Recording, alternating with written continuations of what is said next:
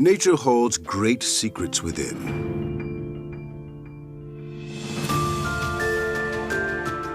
As we travel the globe, we discover evidence of nature's awe, beauty, and presence. From a humble seed, a mighty sequoia will stand taller than a 35-storied building, exemplifying nature's grandeur and magnificence. Such greatness is born out of a seed which weighs less than a gram.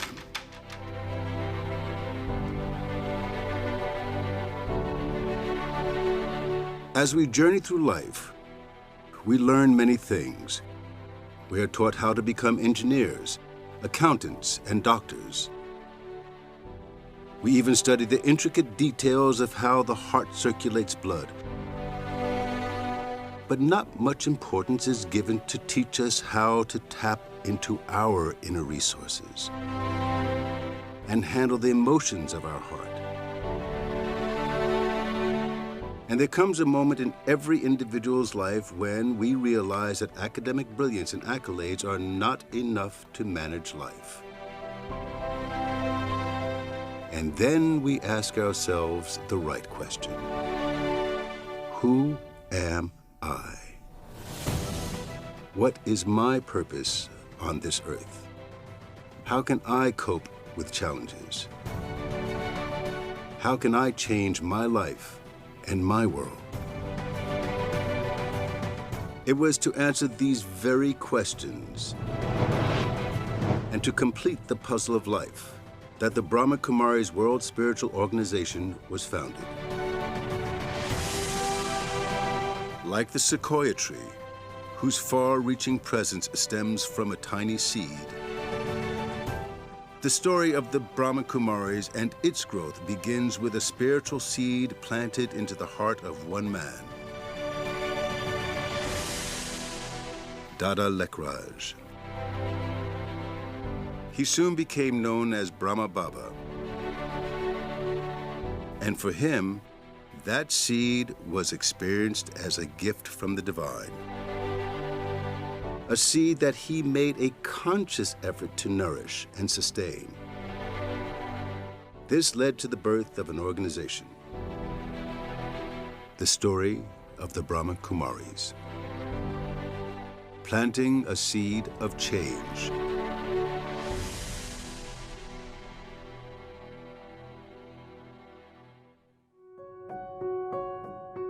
Brahma Kumaris in United States started service 40 plus years, and it was like a seed.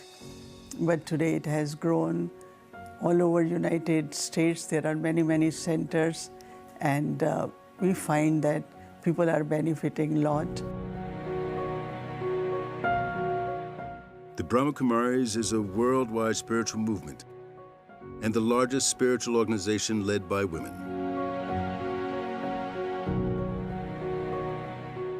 It is dedicated to personal transformation and committed to uplifting human consciousness globally.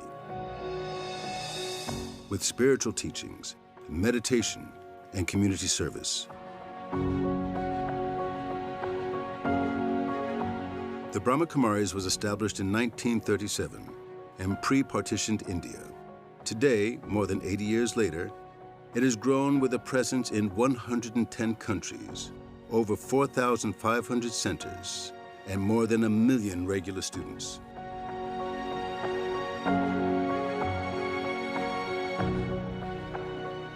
The seed for service was planted in United States of America over 40 years ago.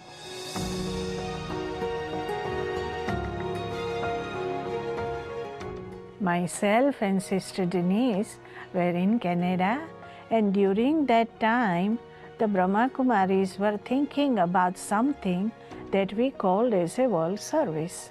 So we wanted to bring this message of peace and spiritual knowledge to American people. We drove to San Francisco, California, around the same time as our regional director, Sister Mohini, arrived to New York from the Caribbean islands.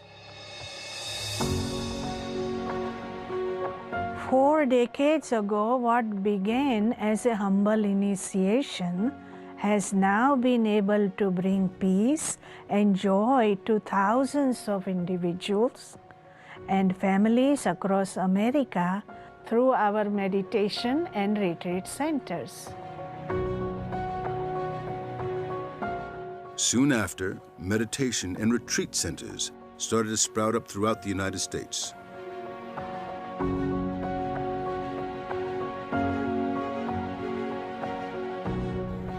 The spiritual organization invites people from all walks of life to come and learn the art of Raj Yoga meditation free of cost.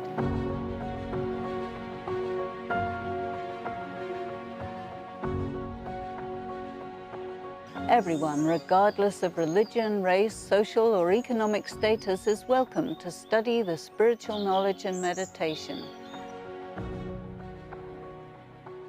Meditation is a very, very simple practice to connect the mind with the true self and to experience inner peace and inner harmony. And that helps to increase the power to discern and to make right choices. Meditation is at the heart of the Brahma Kumaris teaching, which enables people to relax, reflect, contemplate, and realize their true inner power. It is an effective tool to overcome everyday stress, anxiety, depression, and fear. At the heart of the Brahma Kumaris' work is the desire to help people rediscover their innate potential.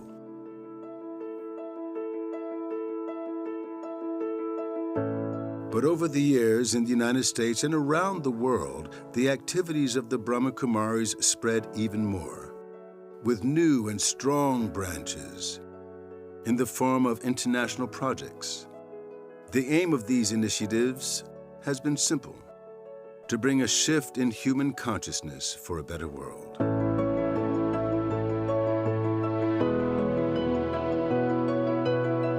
There is a purpose to the Brahma Kumaris being at the United Nations.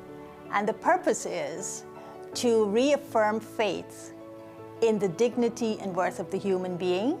So the way we do this is that we bring to the table, we integrate into the programs of the United Nations a spiritual trajectory of awareness, attitude, vision, action as a subtle dynamic to transformation. Brahma Kumaris international projects: Million Minutes of Peace, Global Cooperation for a Better World, Parliament of World Religions, Living Values Education, Images and Voices of Hope, Celebrating Human Greatness, Brahma Kumaris and the Youth, Spotlight Values, Om Cafe, 7 Billion Acts of Goodness, Peace in the Park Festivals,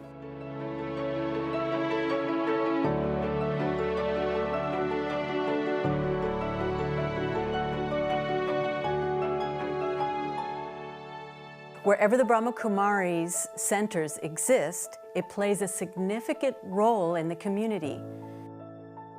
Whether it's for natural disasters such as wildfires, which we had recently, hurricanes, floods, earthquakes, we are there to help. People need coping skills in dealing with these disasters, and we're available to help them with that. Wherever we can, we, the Brahma Kumaris, are there to serve.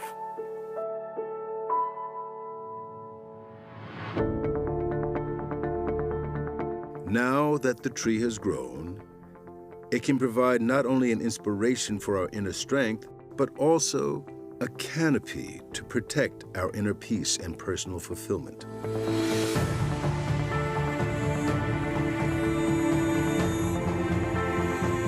The biggest change and benefit I've noticed from being part of the Brahma Kumaris is being able to step outside my thoughts and become the observer of them.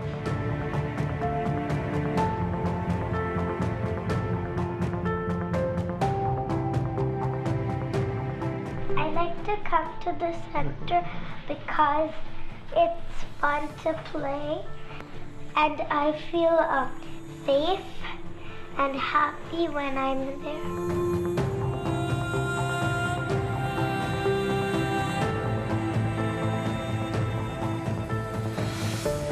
They provide an open place where anyone from any different background can come to meditate. Meditation made my life easier.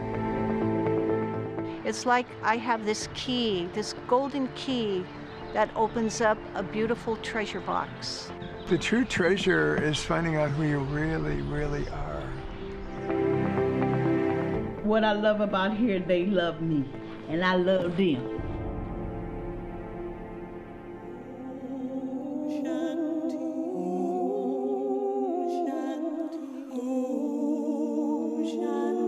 Maybe it's time for every one of us to plant in our hearts this precious spiritual seed and share it with humanity so that we may all retrieve our lost inner paradise.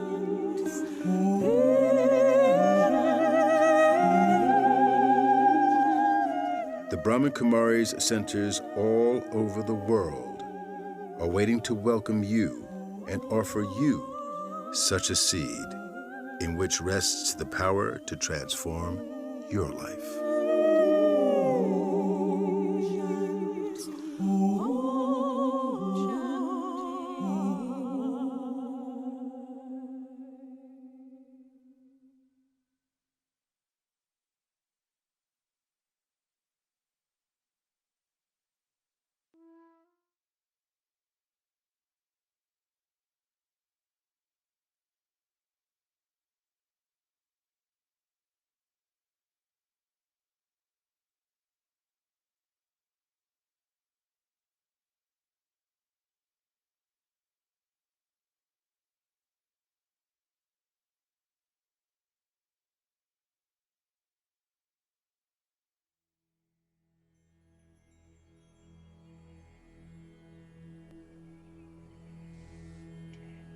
The beautiful forces of life have now brought me to this most auspicious moment. It is now time to light the diya. As I see the beauty of all the lit clay lamps, a deep remembering twinkles in my eyes. The clay vessel is a memorial of my physical costume, and within this temple of the 5 elements of nature is the living light, I, the soul. With the oil of knowledge and God's pure love, this lamp is lit, and I experience my deepest spiritual truth, my true identity, that I am an eternal, imperishable, divine being of light.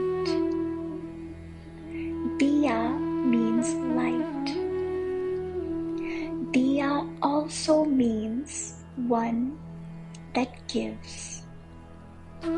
With this light of awareness, I awaken what is natural within me: purity, peace, love, and bliss.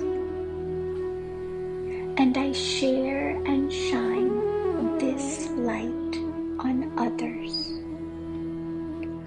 One light lights another, another, and another.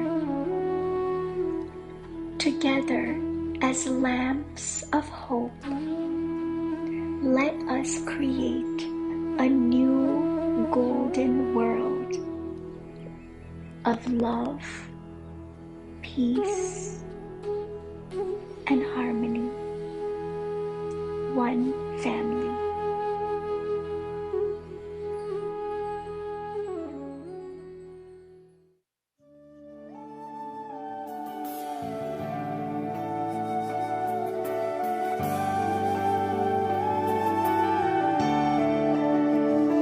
Everybody wants, every one of us needs.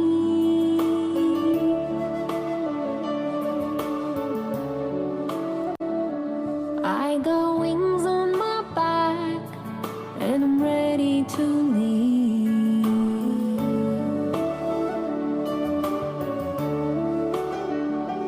There is love in my heart that will help me to start my journey to within. With faith I must begin. Everybody wants, every one of us needs. I got wings on my back, and I'm ready to leave.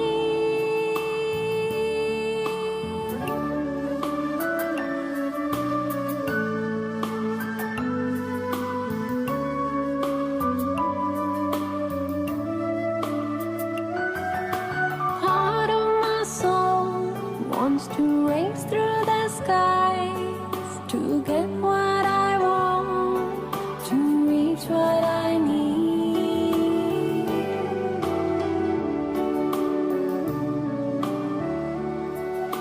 Part of my soul wants to race through the skies to get what I want, to reach what I need.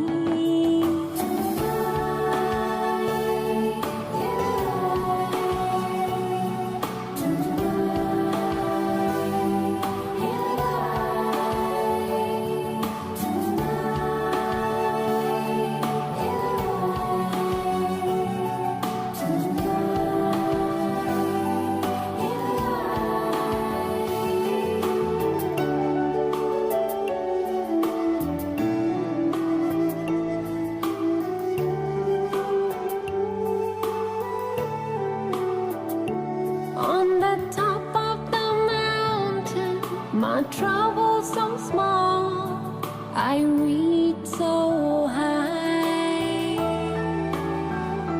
to embrace it all.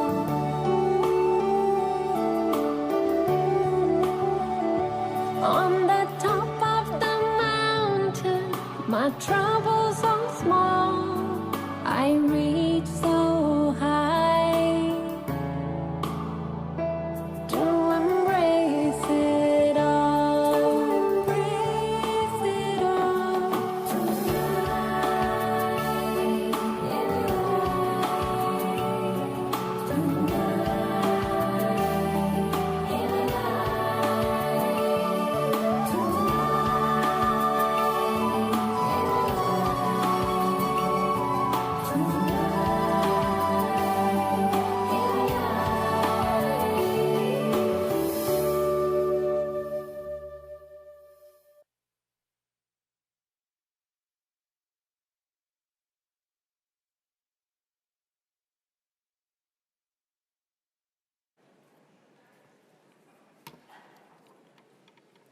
Good evening, everyone, and Om Shanti.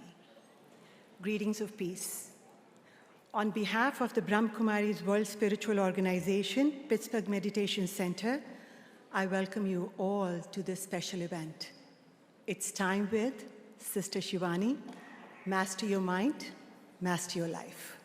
I'm Anju Chopra. I'll be your MC for this evening. What a great honor to have Sister Shivani here with us in Pittsburgh. It's a blessing, and I thank her, and I thank the Brahma Kumaris Foundation and organization to have made this possible for us. So what you watched on the video provided a snapshot of who the Brahma Kumaris are. Headquartered in Mount Abu, India, the Brahma Kumaris is the largest spiritual organization in the world led by women. Yes, led by women.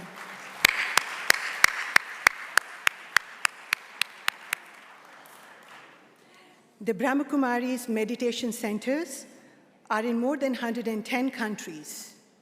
Be it a small or a big center, the vibrations that you will get over there are phenomenal.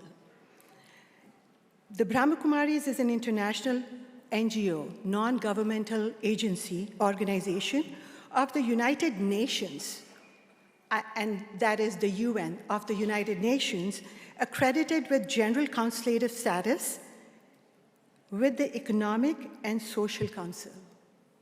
What a great honor to be a part of this particular organization.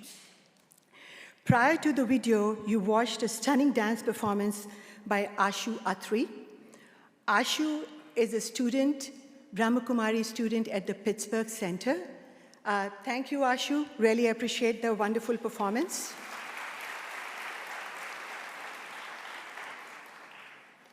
So just like today's event, all the programs, classes, meditations, and workshops offered by the Brahma Kumaris are free of charge. If you would like to make any contribution, the contribution boxes are located at the entrance. We would appreciate that. Now, today's event is made possible by the contributions from the students of the Brahma Kumaris, a generous contribution from the students of the Brahma Kumaris, and the Ragra Technologies. I thank both of the people. Thank you so much for making this happen for us. And I can see all our community leaders and the spiritual organization leaders are here. I thank you so much for coming today. Really appreciate it. Thank you. Now, we would also like to thank the over 75 volunteers who have come across the country to help us with this event. And I can just go ahead and tell you that the entire team has been working tirelessly day and night for months to make sure that this event is a success.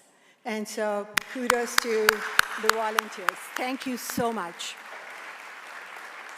And lastly, we would like to thank the staff of the Carnegie Music Hall hosting us in this beautiful historical venue, and to the BSP, who is providing the sound, lighting, and video. Thank you so much.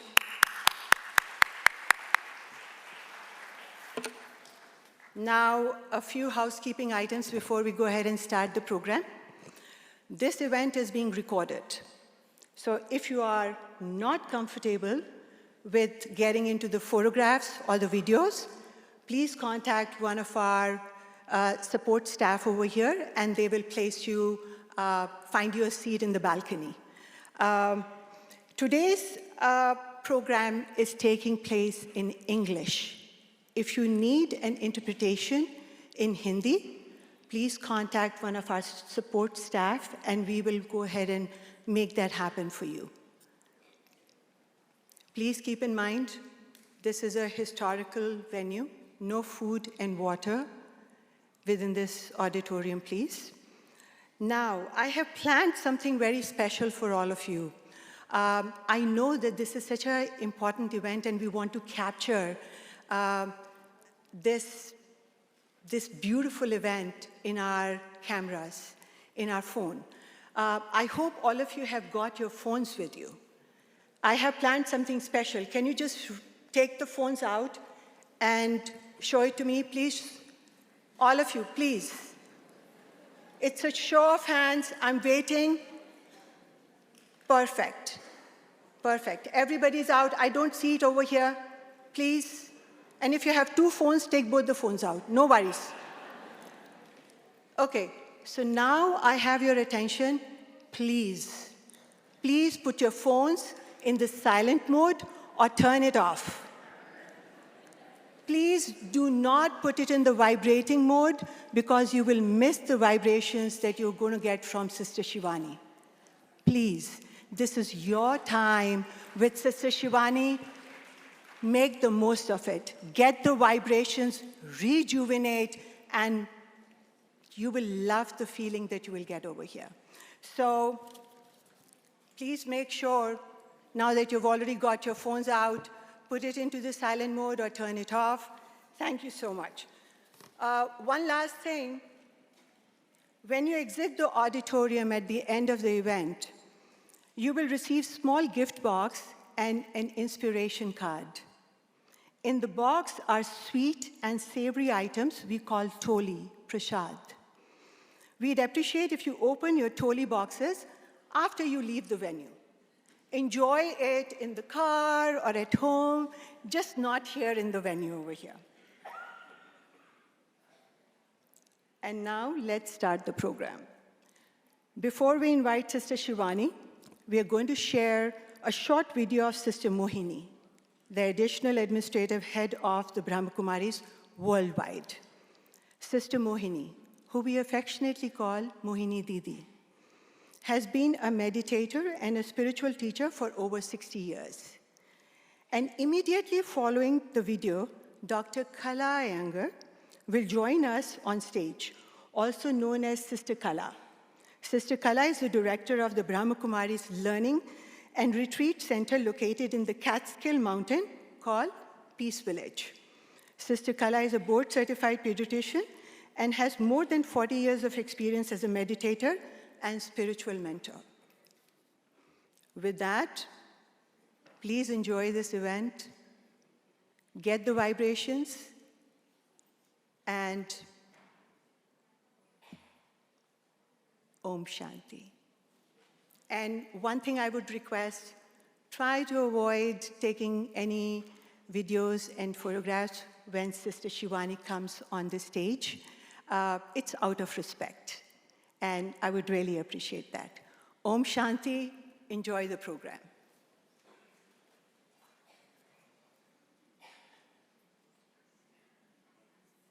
So happy to welcome you all here to attend a very beautiful session with Sister Shivani. I represent Brahma Kumaris, which was founded in 1937, and it has all over the world, in 110 countries, more than 10,000 branches. At every branch, at every service place, there are classes for meditation, including understanding of spiritual knowledge, helping to inculcate values and virtues in life, and become a good instrument to serve the humanity all over the world. Teachings are for everyone without any definitions for either from a religion or race or gender. It's for everyone. And the life changes completely. It is the time we are all thinking together here. It is the time where there is very deep inner seeking of peace and inner power. Whatever is happening in the world around us, stay very calm, stay very peaceful. Observe it, watch it, but also it's very important to gain inner strength to do that. And to get inner strength, we need to have connection with the source, with the creator, with the supreme, one who has all the powers.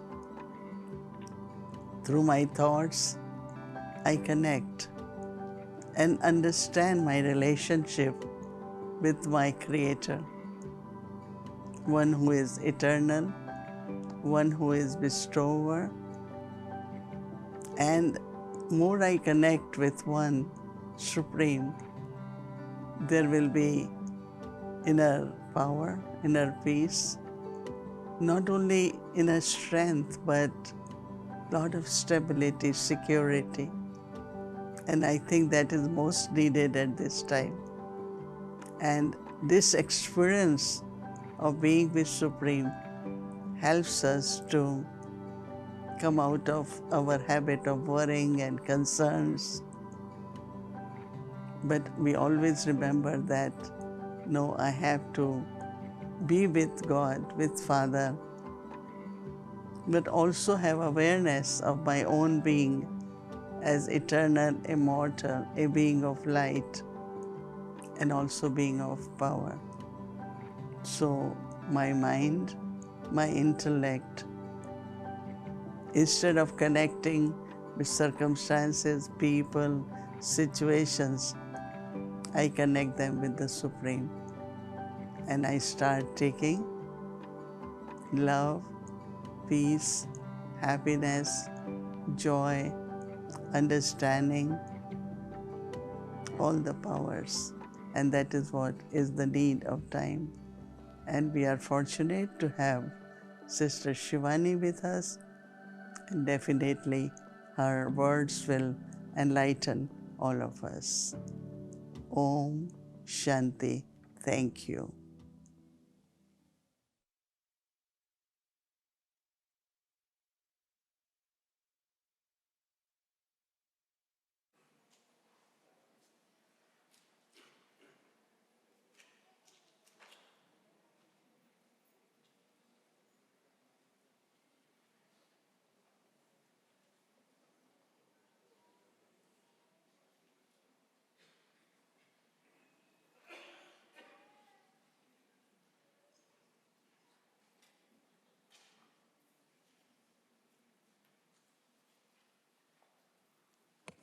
Please welcome Sister Kala.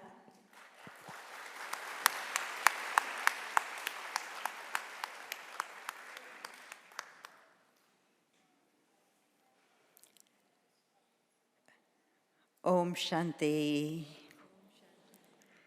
Om Shanti. Om Shanti.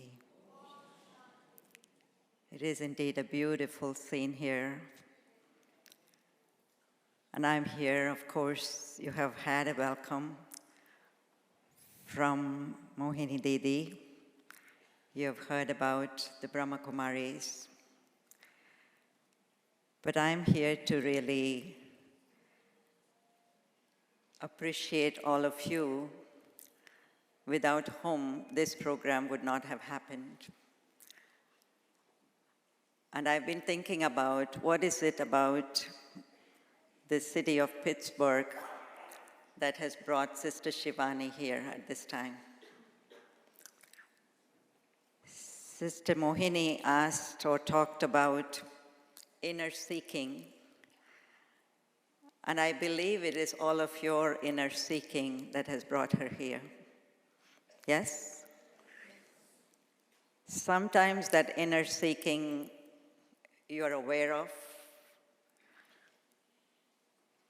and sometimes you're not aware of until you find what the inner seeking is for. How do you know what you don't have until you have it? Right? So amongst you, I'm sure there are some who have consciously been seeking and finding the truth, to find the truth. and have been following Sister Shivani and maybe other groups and people.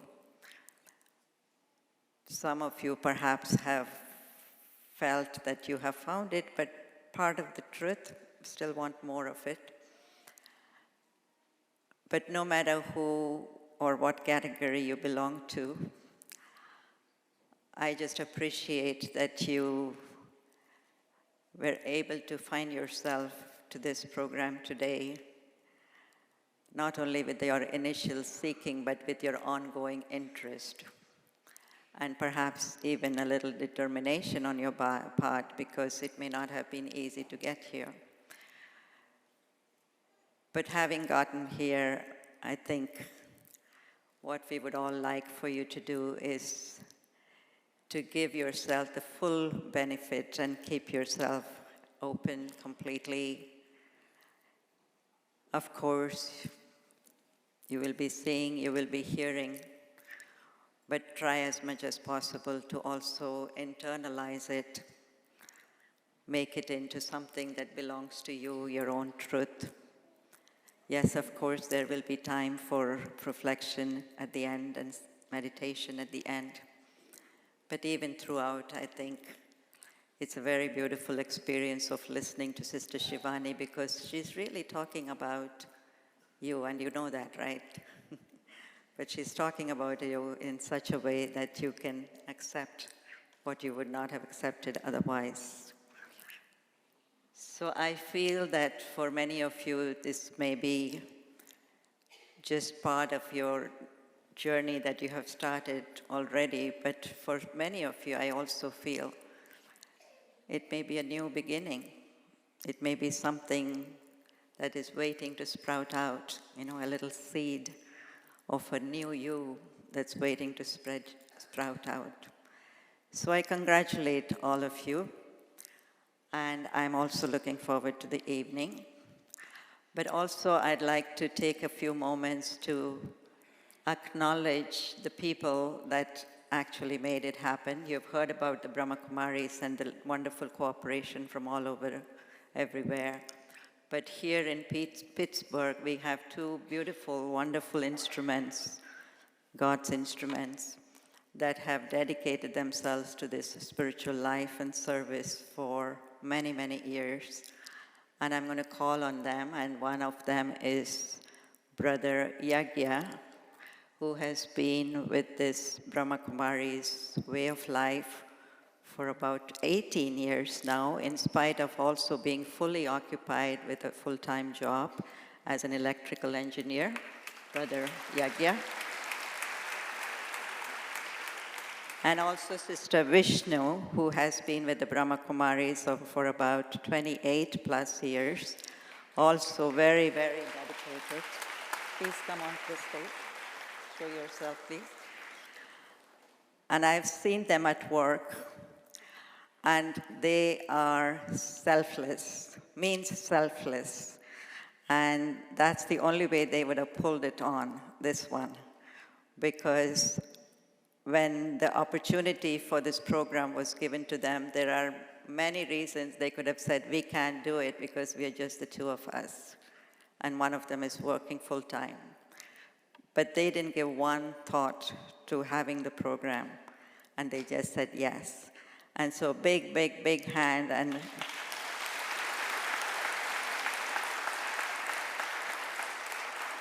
And they have, of course, been instruments for the center, the actual proper official center of the Brahma Kumaris here in Pittsburgh for the last 5 years. Although service has been happening for well over 10 years, but we have a center now and well established as part of the Northeast region. And so we are very, very fortunate. And on behalf of Sister Mohini at the headquarters, we want to congratulate both of you, the whole city of Pittsburgh, for not only having this program, but for having ongoing service programs in this area. And let's all give them a big hand. And thank you, thank you, thank you. Thank you for your interest, and we look forward to a lot more interaction with you over the coming years. Thank you. Om Shanti.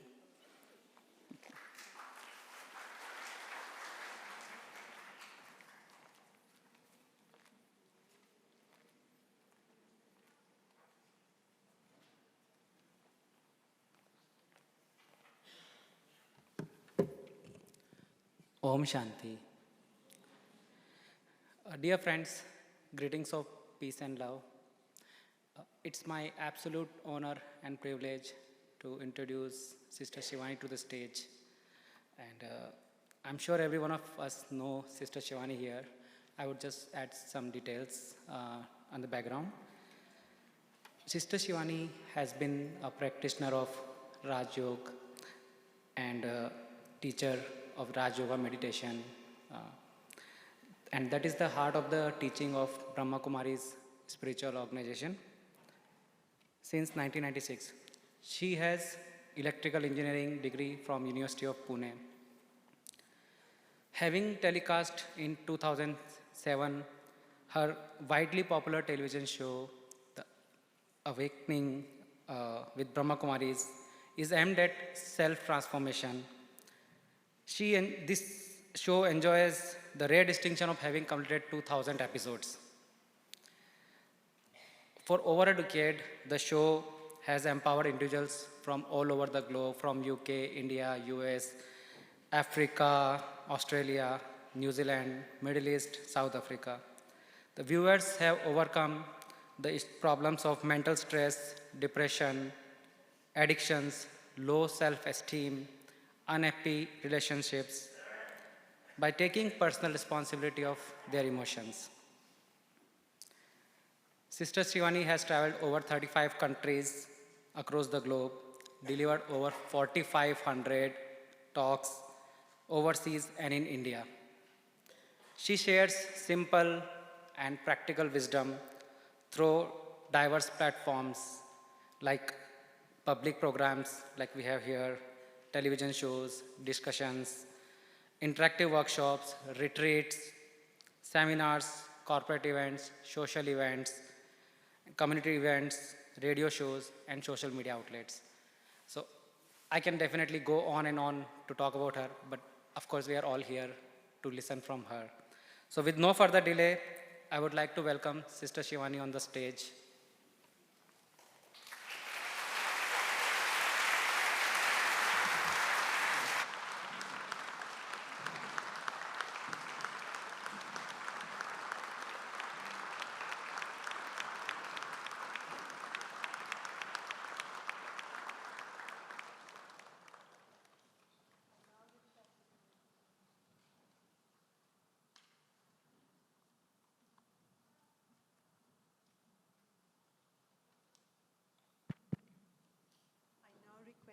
Ugti Rebaraski and Anu Trisal to please come and welcome Sister Shivani.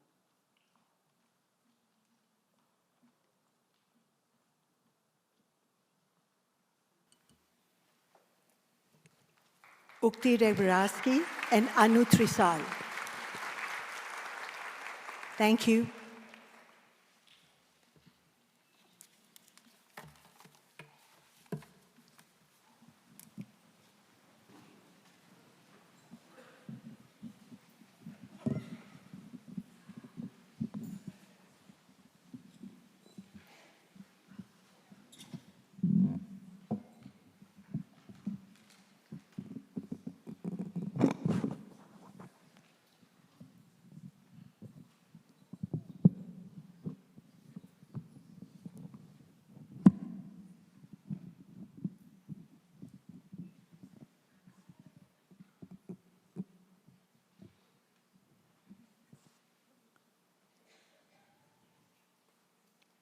Om Shanti. Let's take a minute of silence. Phone silent. Everyone's phone is silent? Yes. Keep your laps empty, all bags, everything, keep it down.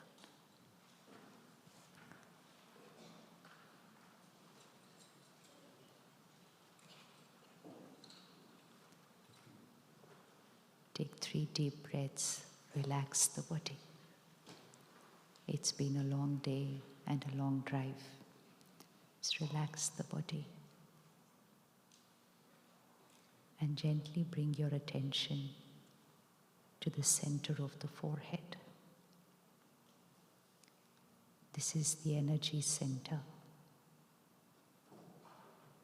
the center where we create our every thought and feeling, every emotion, every intention. So gently visualize here where we apply the tilak, a little star, like the star we see in the sky. Just visualize here in the center of the forehead a little star.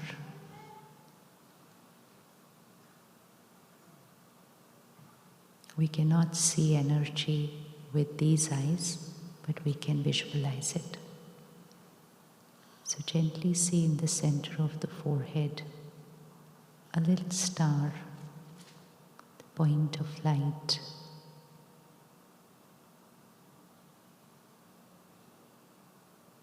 And as you hear these thoughts, repeat it to yourself inside your mind.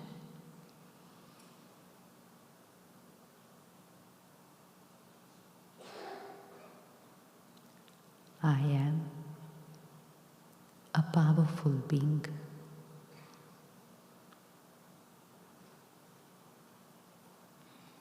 Keep visualizing the little star there, and then remind yourself, I am a powerful being.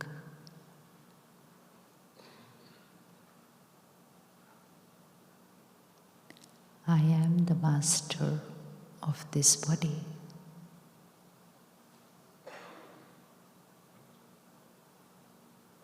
I am the creator of every thought and feeling.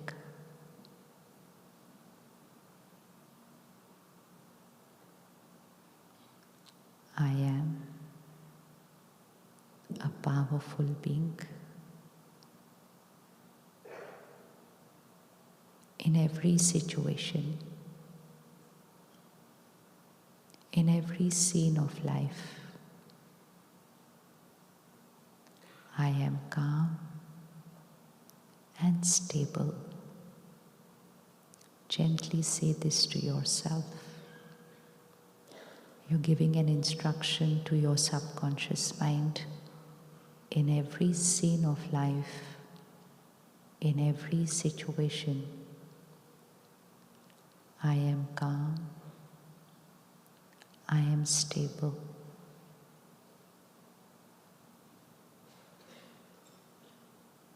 Situation may be my way, may not be my way. I am calm, I am stable. I am a powerful being.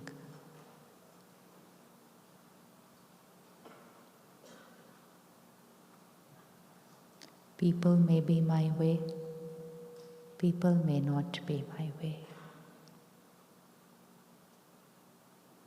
I am calm, I am stable.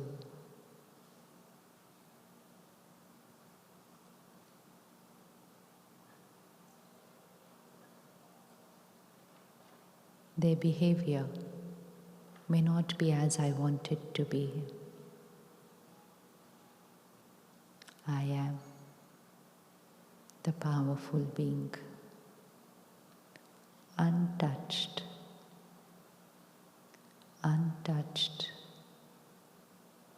radiating love and compassion.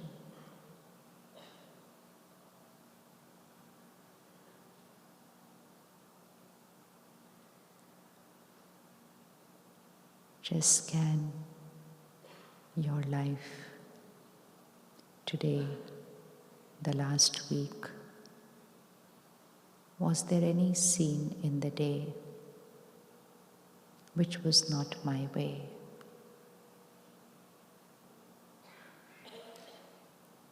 Was there anyone whose behavior was not as per my expectations?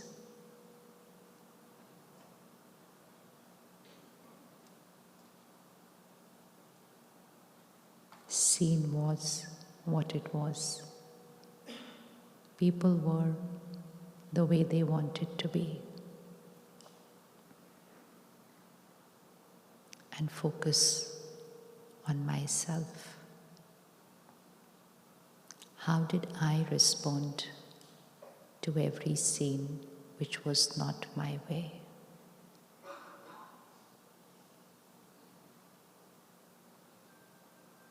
It's very important to check this. Situation was not my way. People were not my way. The traffic was not my way. The weather was not my way. Sometimes even my physical health was not my way. How did I respond?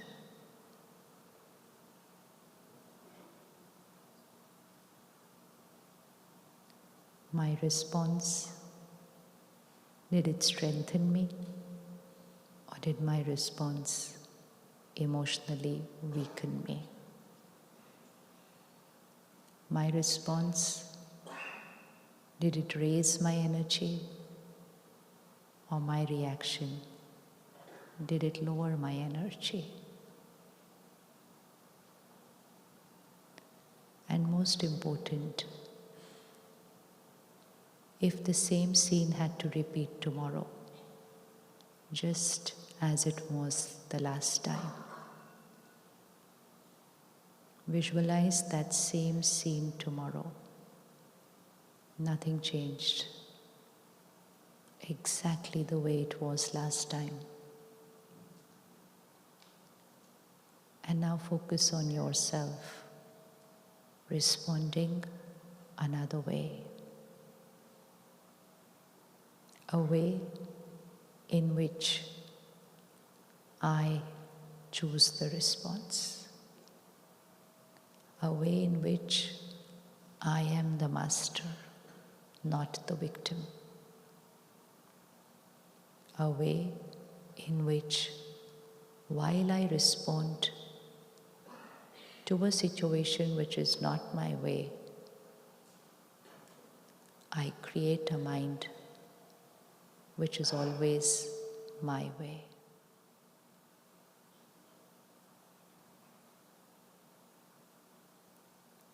A response to a situation which is not in my control, but creating a response, bringing my mind completely in my control.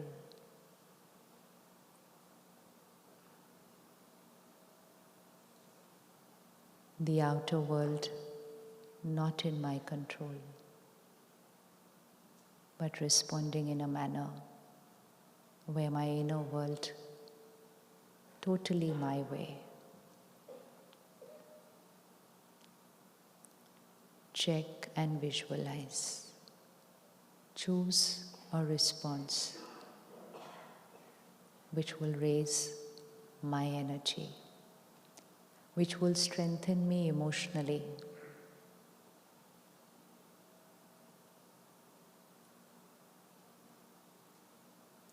which will radiate happiness and power from me to everyone around me. So much can happen only by choosing the right response.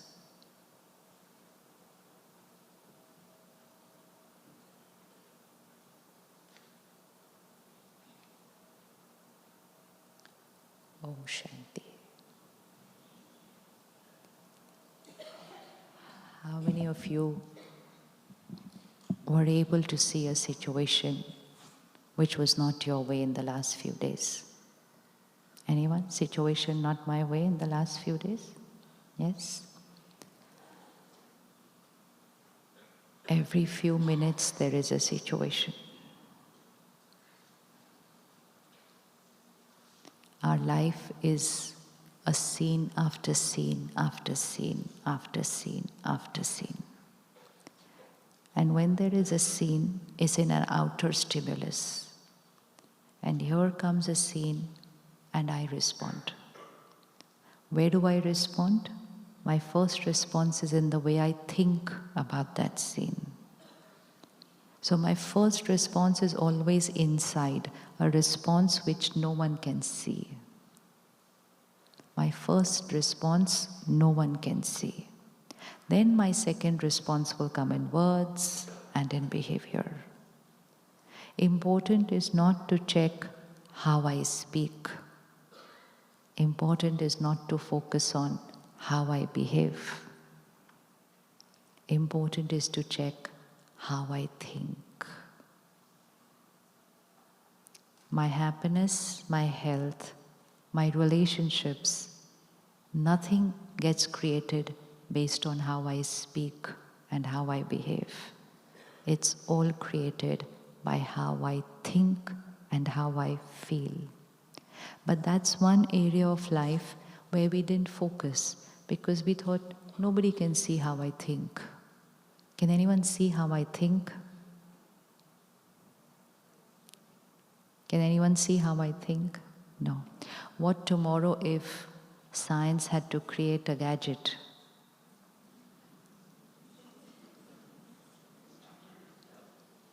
Imagine you coming to know all your thoughts your spouse creates. And you coming to know all your thoughts your child creates. And you seeing all your thoughts with your friends who are so nice to you in their words, behavior, gifts, dinner, everything. It's easy to create a very perfect world outside in my...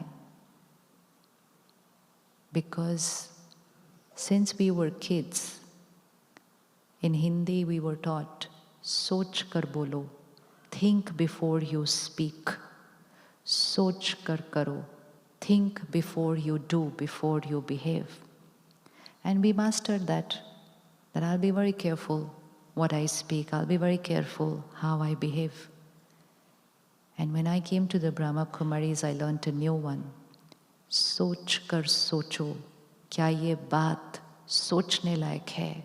Think before you think. Is it worth thinking this way?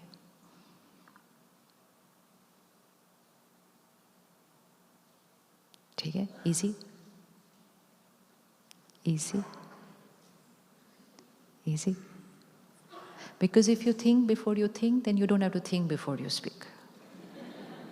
And you don't have to think also before you do. Because what happens sometimes, if I don't take care of my thoughts and I only take care of my words and my behavior, then I master another art. And that art is creating any quality thought, but converting and creating very beautiful, respectful words and perfect behavior.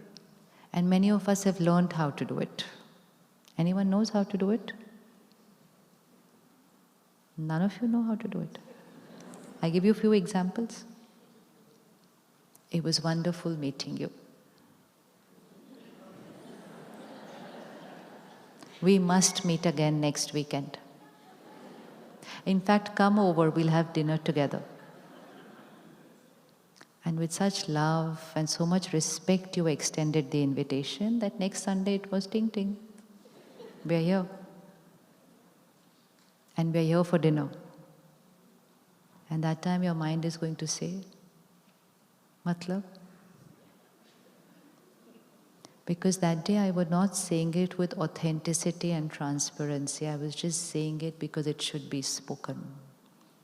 I was just being courteous, not authentic. I was just being politically correct. If I met someone, then that's the way to speak, because that is how I was taught. Speak this way to people, be nice to people, be kind to people. So I mastered another art. I could actually create a thought, I'm getting bored sitting here next to you. And I would say, you know what's lovely meeting you. And gently I'll look at my watch and like say, when is she going to get up? Why isn't she moving? And in my words I will say, sit, don't go. What's the hurry? Be here. And very soon I start creating two completely different vibrations. Where here I'm radiating another energy to you, here it's a completely different vocabulary. And the receiver of this energy gets confused that what vibration am I getting from this person? They would love to believe what we are saying because it sounds good. But at the same time, they feel it's not very comfortable energy. And now we've learned that people get used to doing this, and so it's becoming difficult to trust people. So even if people are being nice to us, our mind says, did they really mean what they were saying? Do we create this thought or not? Did they really mean what they were saying? Why are we creating this thought? Did they really mean what they were saying? Because we know we've created a world that we are able to say things without meaning it. Is it okay to speak what is on the mind?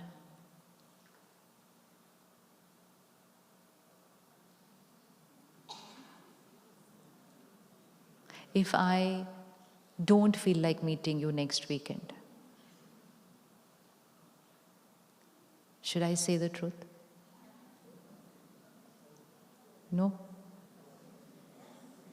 I don't feel like meeting next weekend. I have other things to do, which are higher on my priority list. Or most important, I'm not interested. Can I speak the truth?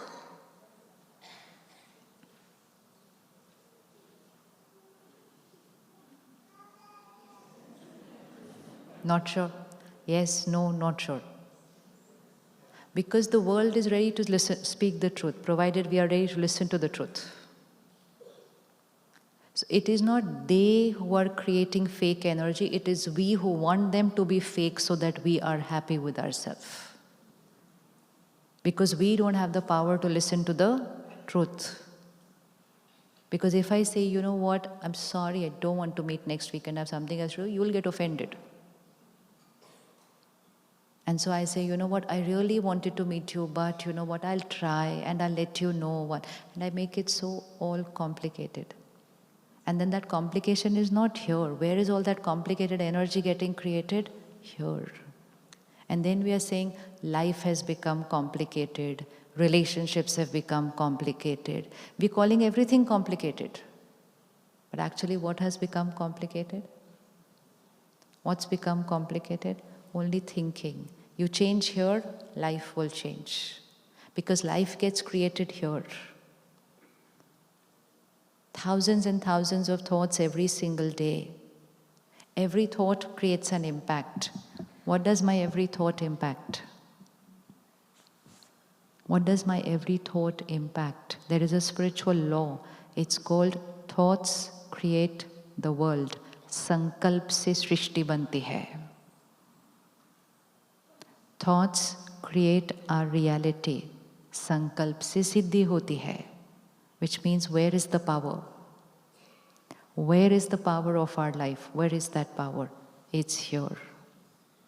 And we have focused everywhere else except for here. Why? Because we were living the equation the other way around. We were not living the equation, thoughts create the world. We were living the equation, the world creates my thoughts. Which one is true? Thoughts create the world, or the world creates my thoughts?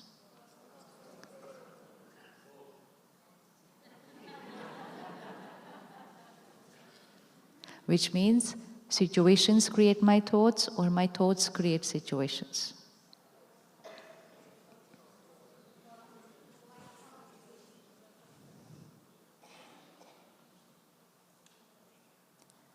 Anyone gets angry once in a while? Okay. So now just bring on the screen of time the last time you reacted. Someone did something and I got irritated. Or I got aggressive. And then someone has to come up to you and say, Kya hua? Matlab?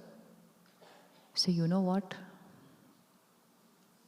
So where am I putting the finger? I'm saying I'm irritated because of, I'm angry because of, I'm upset because of.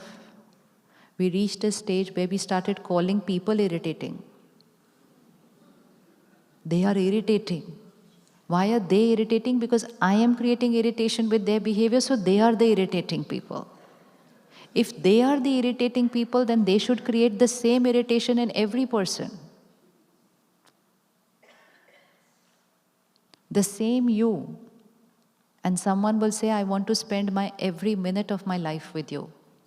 And another person will say, I can't stand you even for a minute. I am the same I. I am the same I. But the one who wants to spend their every minute with me is going to imagine that I am the cause of their happiness. And the other person who cannot spend even 1 minute with me believes that I am the cause of their pain. What they both don't know is, I am who I am. I am who I am. Who's creating their happiness and who's creating their pain?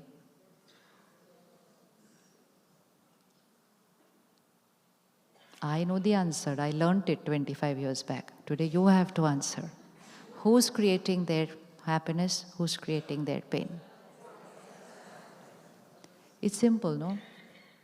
Now, only thing that we need to do from today is take this simple fact and bring it in every scene of life, and life will change. Life will change. Living a life saying, I'm happy because of, I'm upset because of, I'm hurt because of, I'm irritated because of, I am peaceful because of. What is this vocabulary saying? That everything that's happening here is because of everything that's happening here. So created a programming which said, my inner world of emotions, thoughts, feelings is dependent on my outer world of situations, relationships, health, environment. And when we did that, it was fine, life was going on fine because the outer world were more or less okay. So I made my mind dependent on an outer world which was more or less okay. But then things changed. The outer world changed at a very rapid rate. Things were not always as per I thought they will be. And I still continued to keep my mind dependent on that outer world which was going like this. And then people started saying life is a roller coaster. What is the meaning of life is a roller coaster? So which means today I'm here, tomorrow I'm here. Life is a roller coaster. When I'm saying life is a roller coaster, what am I saying? Situations are a roller coaster, which means today something is favorable, tomorrow it's not. Or am I saying emotions are a roller coaster? Which one am I talking about?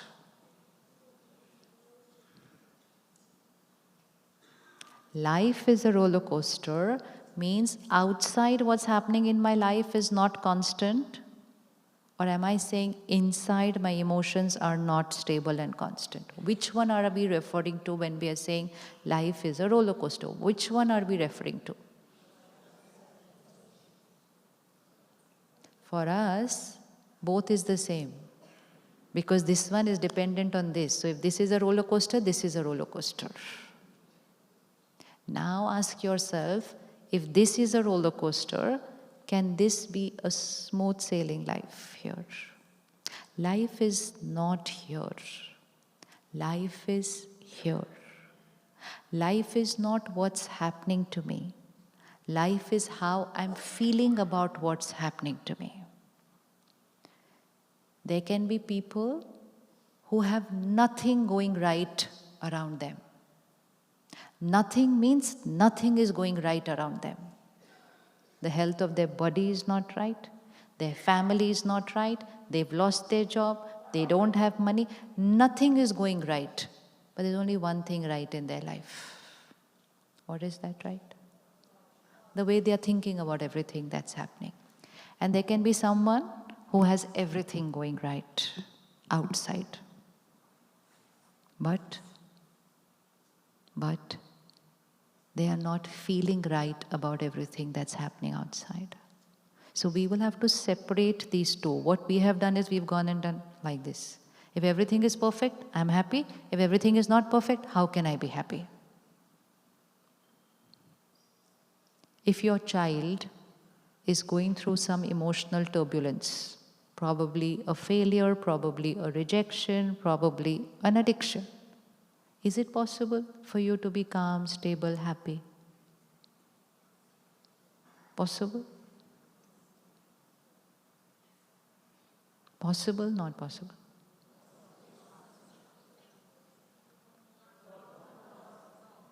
Second floor, possible? Not possible.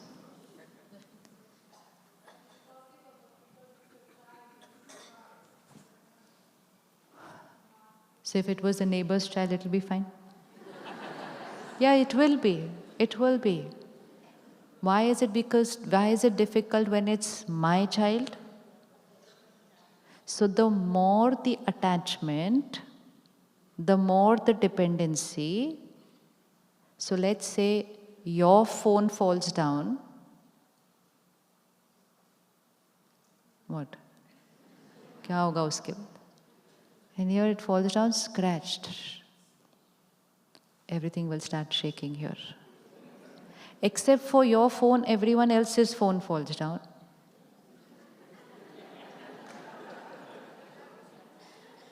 Okay, poor souls, their phone broke. One thought, finished, khatam.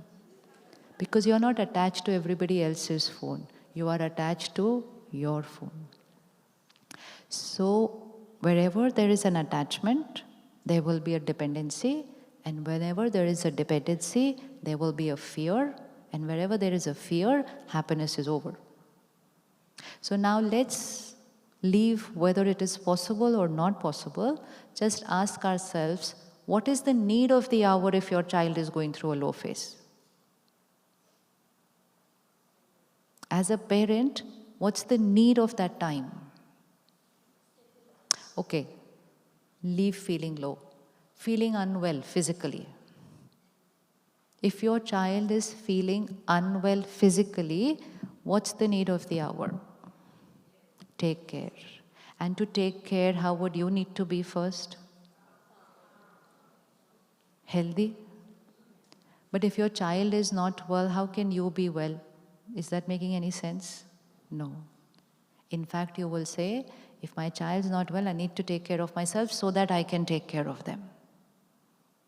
Because the role of the family, the role of a friend is to take care, to empower, to strengthen.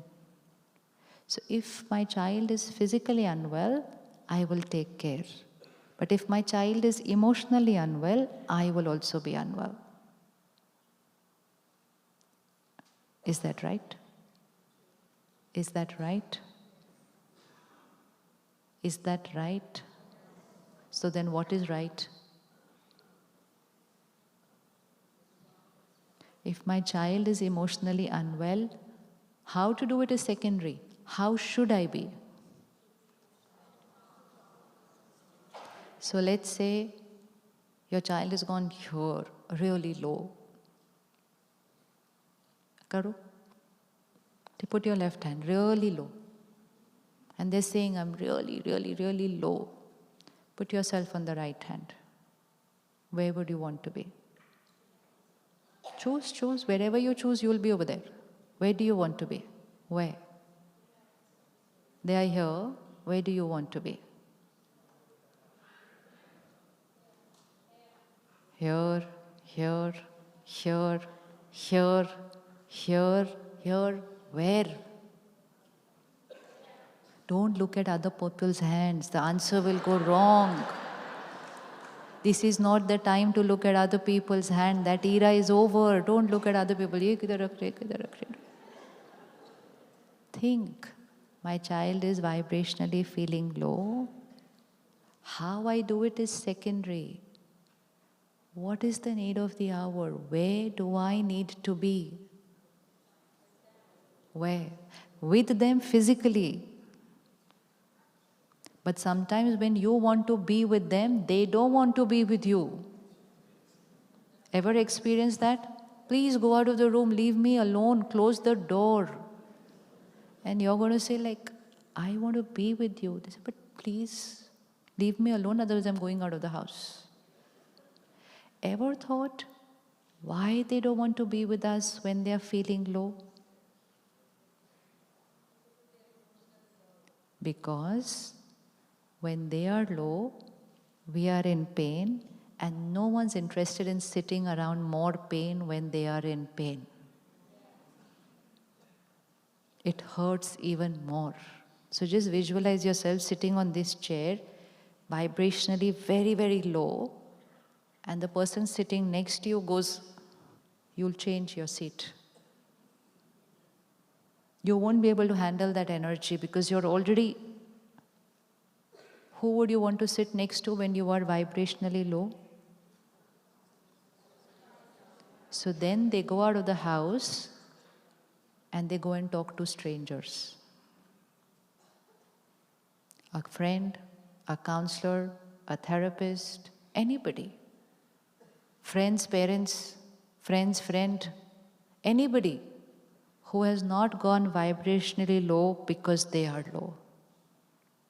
No one needs advice, everybody knows what has to be done.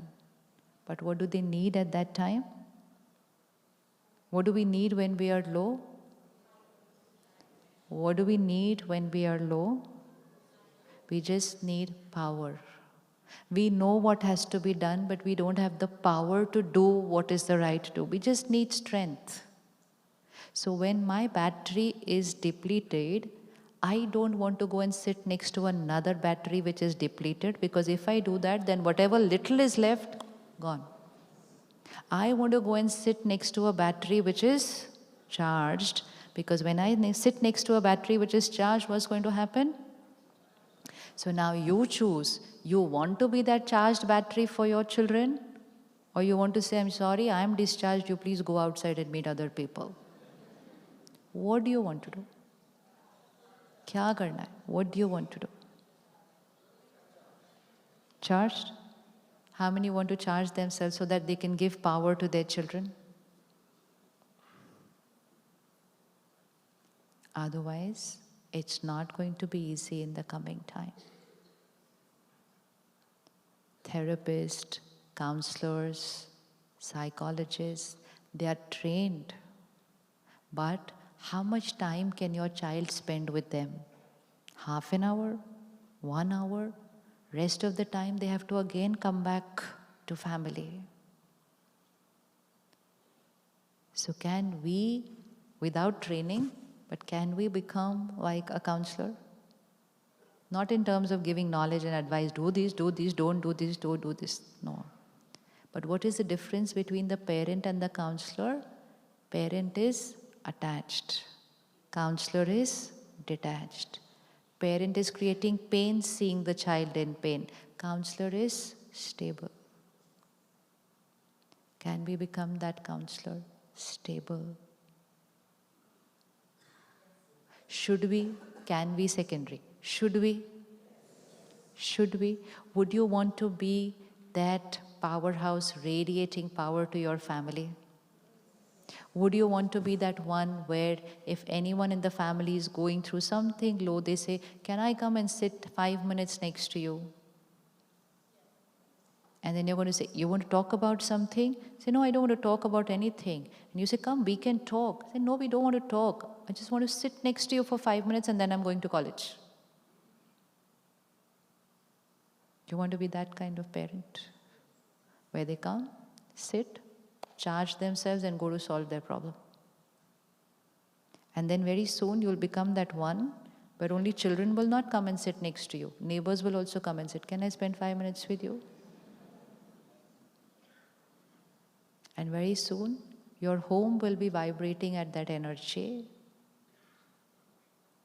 where people can say, can I come and see you for 5 minutes? You know what? Coming to your place makes me feel very calm and very comforting. Every home has a vibration. Every home has an energy. We've created beautiful homes, expensive homes, big homes. Now we need to create high vibrational homes where coming home at the end of the day, just enter the house and go. It's like walking into a place of worship, a temple, a church, a mosque. Just enter and you suddenly feel as if all the stress is out and you're ekdam calm and stable. So who's creating the vibration of a place of worship? Who creates the vibration of a place of worship? We create the vibration. Who creates the vibration of the home? We create the vibration of the home. Can we create the vibrations of our homes? High vibrational, pure, powerful vibration, where even if you're disturbed, even if you're upset, you walk into your house and within 5 minutes you're like here. High energy centers. Need of the hour. Otherwise, I don't know where I'm feeling lower, in office or at home. Then where else to go? Where else to go? So are we ready to take up that responsibility? Yes? Yes? And how would I create a high vibrational home? I only need to do one thing. I need to create a high vibrational mind, because it is my mind which is radiating the vibration into the home. And how do I create a high vibrational mind? Change the equation. I am not dependent on what's happening around me. I choose my response in return to everything that's happening around me. And when I start living from that equation of choosing how I'm going to respond to every scene, choosing how I'm going to think about everybody, choosing how I'm going to think about myself, choosing how I'm going to think about what situation is going on around me, then my priority is not about what they are doing. My priority is I create the highest thought so that I remain in that highest space. You can do the lowest karma. Your karma will deplete you. But if I create the highest thought in my karma will energize me, even though you were doing your lowest karma to me. Is that possible? Possible? Chalo, put this here. Bring one person here doing their lowest karma. Lowest matlab? Lowest vocabulary. Lowest behavior. Lowest intention also. That is their karma. It is their energy. Who is it depleting? They are talking about me. They are doing wrong to me. But they are doing it. So they are the creator of that energy. So that energy is in their system. Their karma is theirs. The consequence will also be, you know, all this vocabulary, they ruined my life. Nobody can ruin my life. If they are busy trying to ruin my life, then there's only one life they are ruining. Which one? Theirs. Because their karma will have their consequence. But when does their doing ruin my life? When I start believing that they are ruining my life. Till then, it's only ruining their life because they are creating lower energy in their system. So their energy system is theirs. My energy system is mine. And this, they could be your family member, not an outsider. But still, their energy system is theirs. Their thoughts, their intentions, their memories, their vocabulary, it's their energy. And my energy space is mine. Now, attachment means that my energy is dependent on their energy. And detachment means their energy is theirs, their energy is theirs, and my energy is my choice. Which one is better in relationships? Karo. One option is their energy is very soon my energy because we are like this. You know, it's like two children born joined. They have to sit together, stand together, sleep together. If they have to go to school, both have to go together. They don't have the option that one can bunk and one can go to school. That option they don't have. Everything has to be done. Comfortable? We are always together. We love each other so much, we're always together. No. So you have to get them operated. Now one can go to school, the other one can sleep at home. Which one is better? Kar lo. Which one is better? Which one is better? This one is better? Okay, now that was physical, now this is emotional. I love you so much.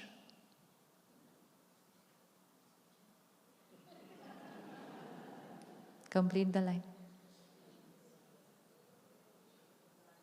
Your child will say, Mom, don't worry about me. How can beta I not worry about you? I love you so much. So we are creating lower vibrational energy of worry and we're saying, I love you so much, that's why I'm creating negative energy for you. You are in pain, how can I be fine? So attachment means my state of mind is dependent on your state of mind. And detachment means you're in pain, I'm fine. And because I'm seeing you in pain, I'm going to go even higher. I will meditate for half an hour so that I come here. Which means earlier, your battery was 50, my battery was 50.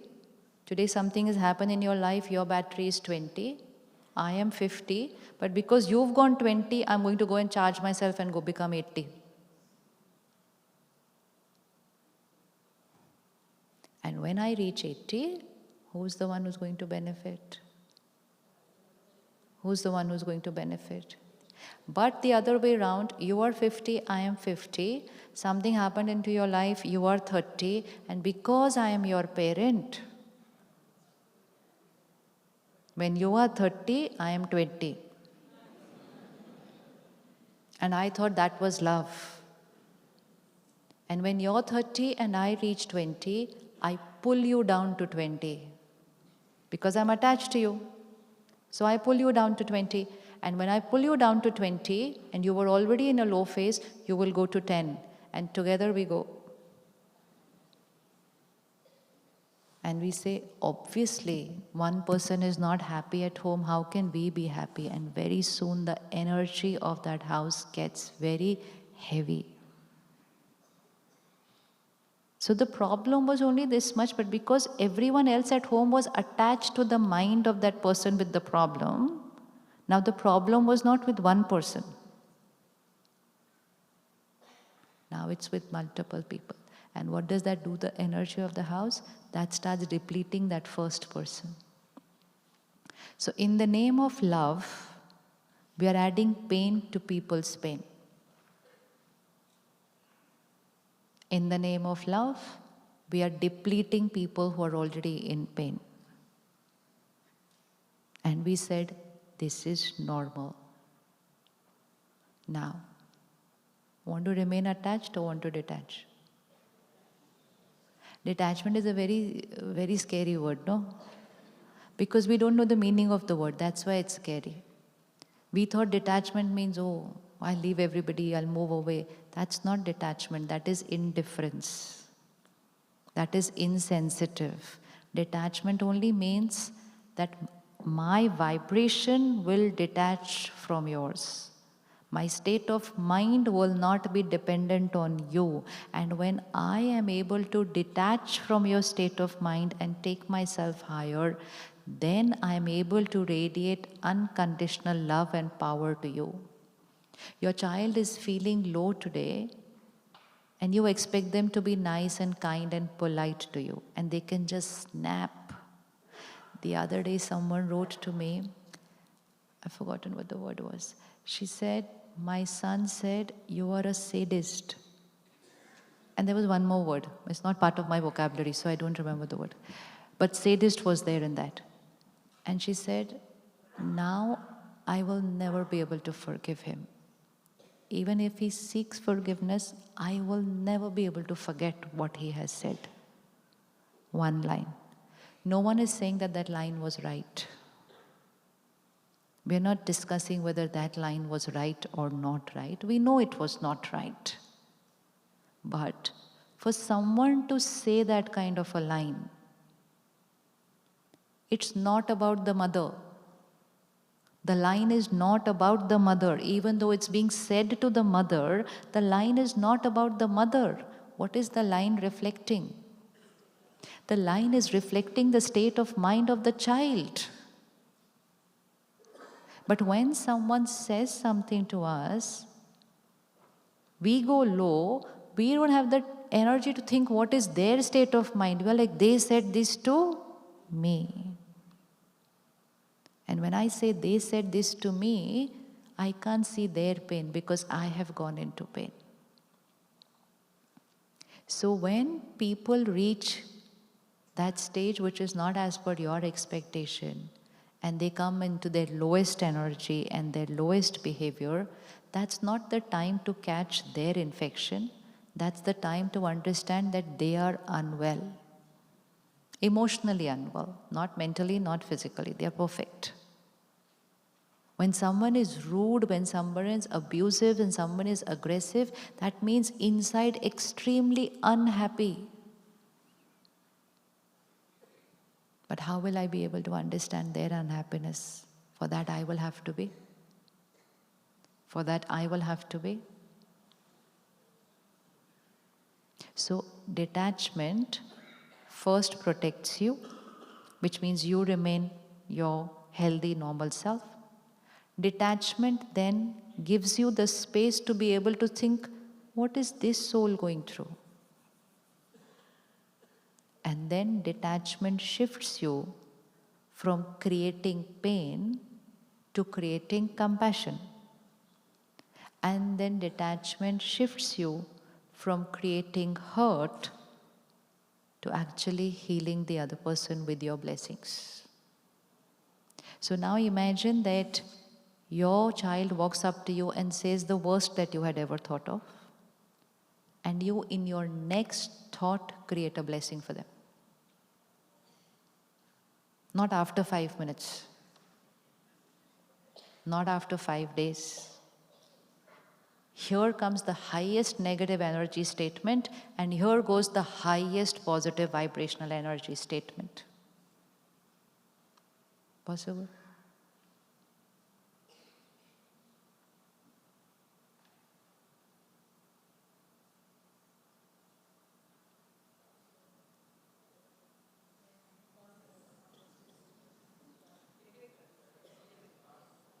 Difficult? What is easier?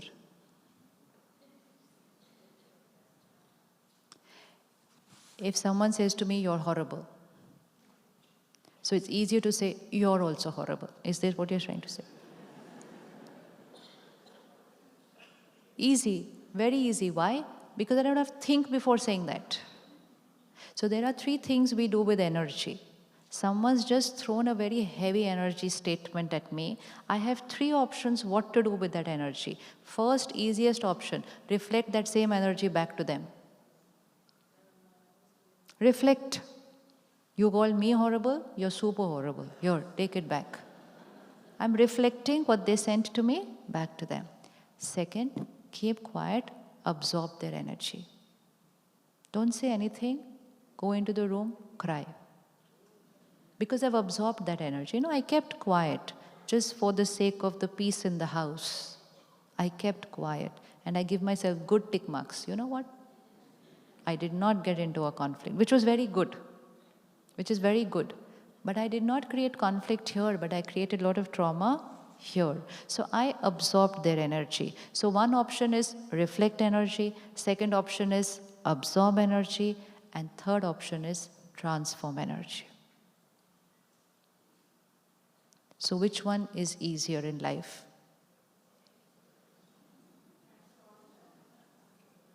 Absorb the energy is easier in life.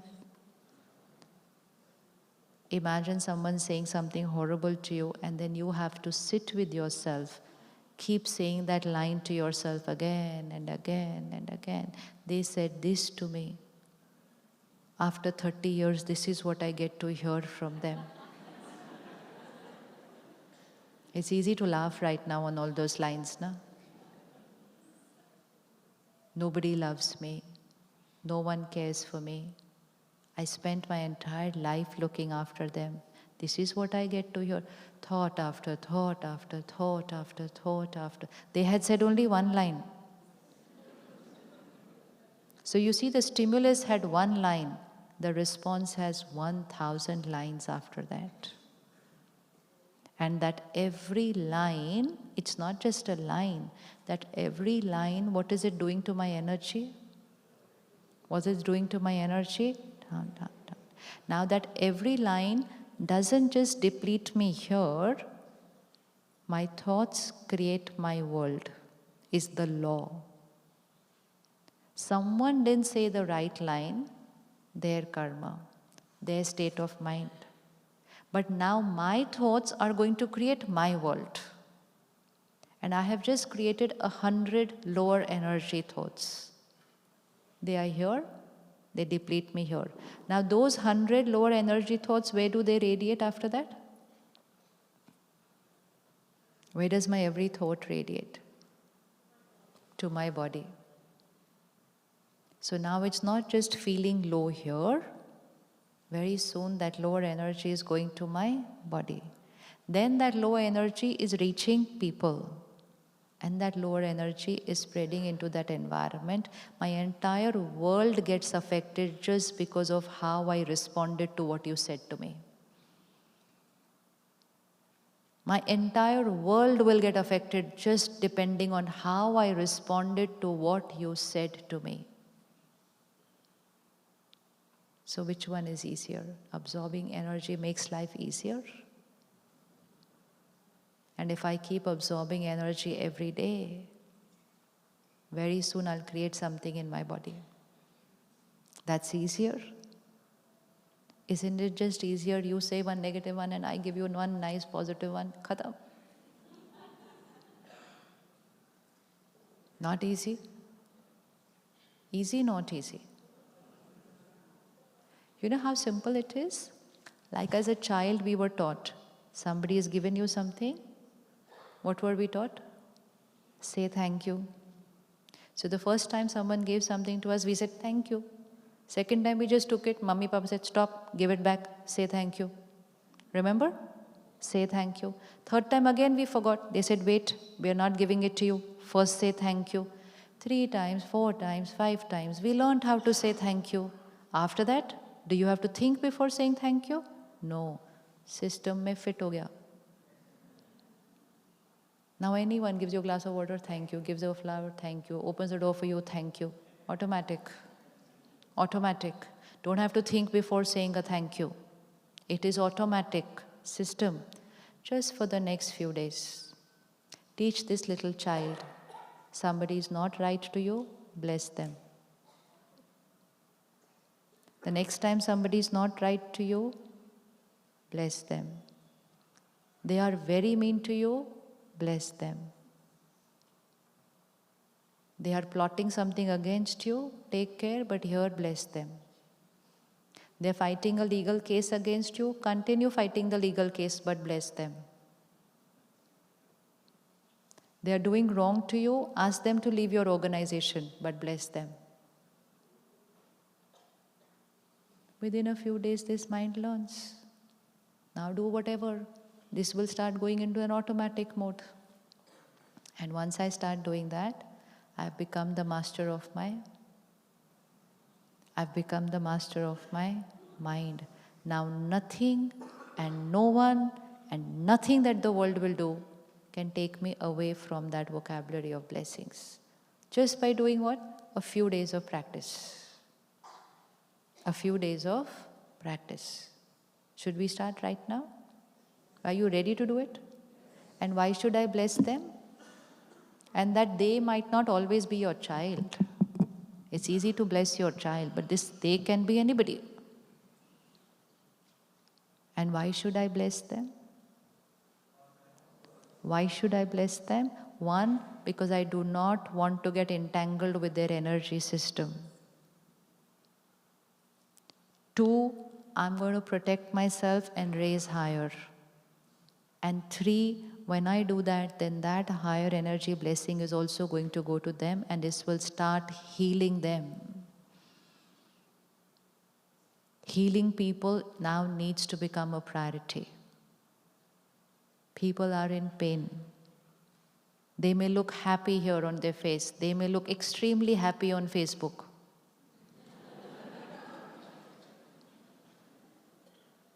It's a projection that we have created there on social media. I'm projecting, and the more I'm not happy, the more I'm finding the need to create a projection on that social media platform. Just to tell the world, you know what, I'm very happy. And the other people who were happy till you posted your projection are not happy now after seeing your projection. So let's make life simple. Life was always simple. We've just created a few complex. Let's go back to making it simple. First step, first vocabulary change from today. Because even giving blessings to someone who's not being right to me is actually emotional independence. No, where your behavior is not going to affect my behavior is my choice. I am the master of my response. But I will start it with simple situations in life. Out on the road, suddenly there's a traffic jam. You thought you will reach home in 30 minutes, now it's showing 50 minutes. Situation not in my control. Can my mind be in my control?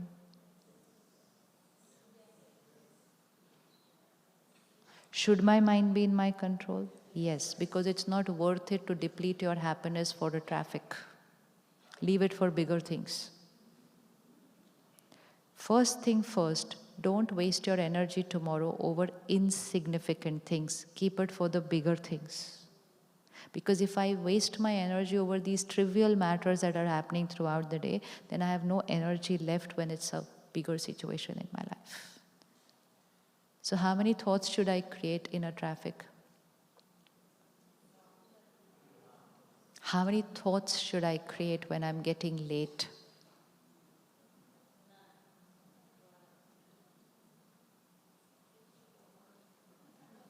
How many thoughts to create when I'm getting late reaching somewhere?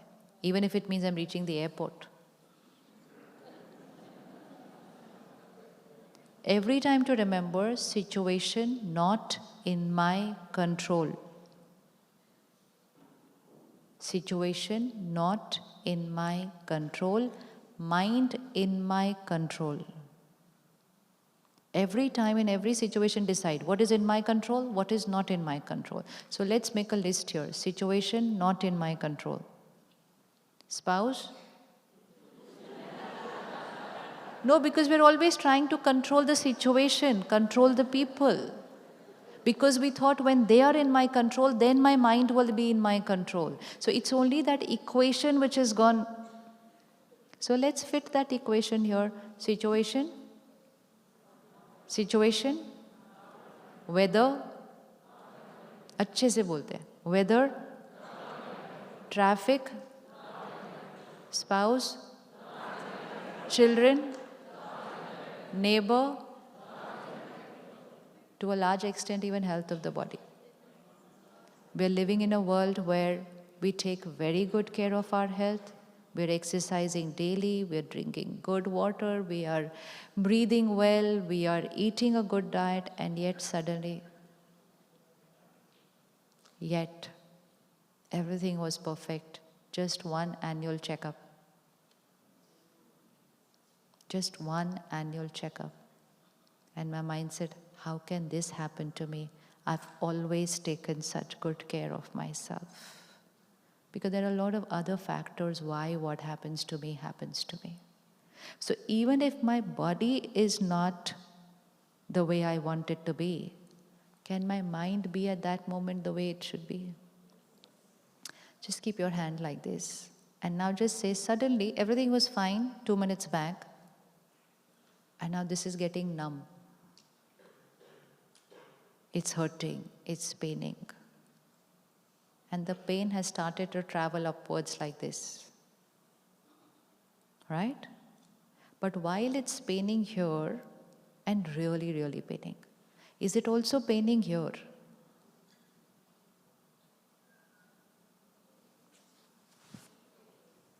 Hanji? Eventually it will start paining here. While it's paining here, will it start paining here?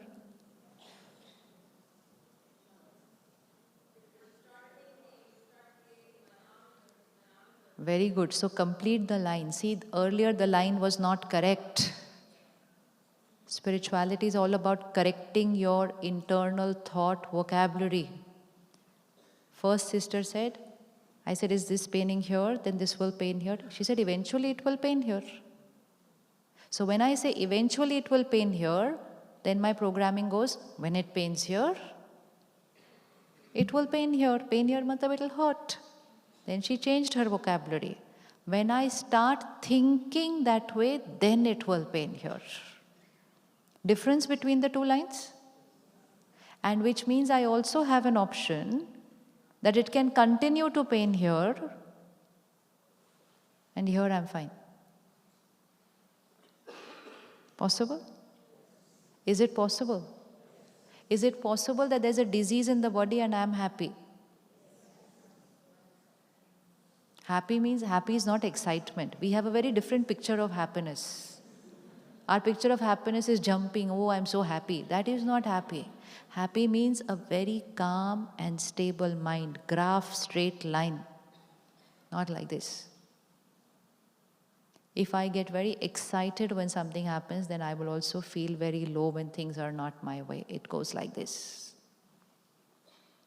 So if you don't want to go low, don't go very high in terms of outer excitement. Go high in terms of vibration. So if there is a disease in my body, can my mind be fine? Yes? Now again check the equation. If it's hurting here, it's not going to pain here. When does it start paining here? When I start creating worry, fear, imagining the worst that can happen. And in all this time, we're also taking treatment. So don't think we're only working with the mind. But when I start creating pain here, will it make a difference to this pain? When it creates pain here, it doesn't create pain here. When I think, then it creates pain here. But when I think and it creates pain here, does it make a difference here?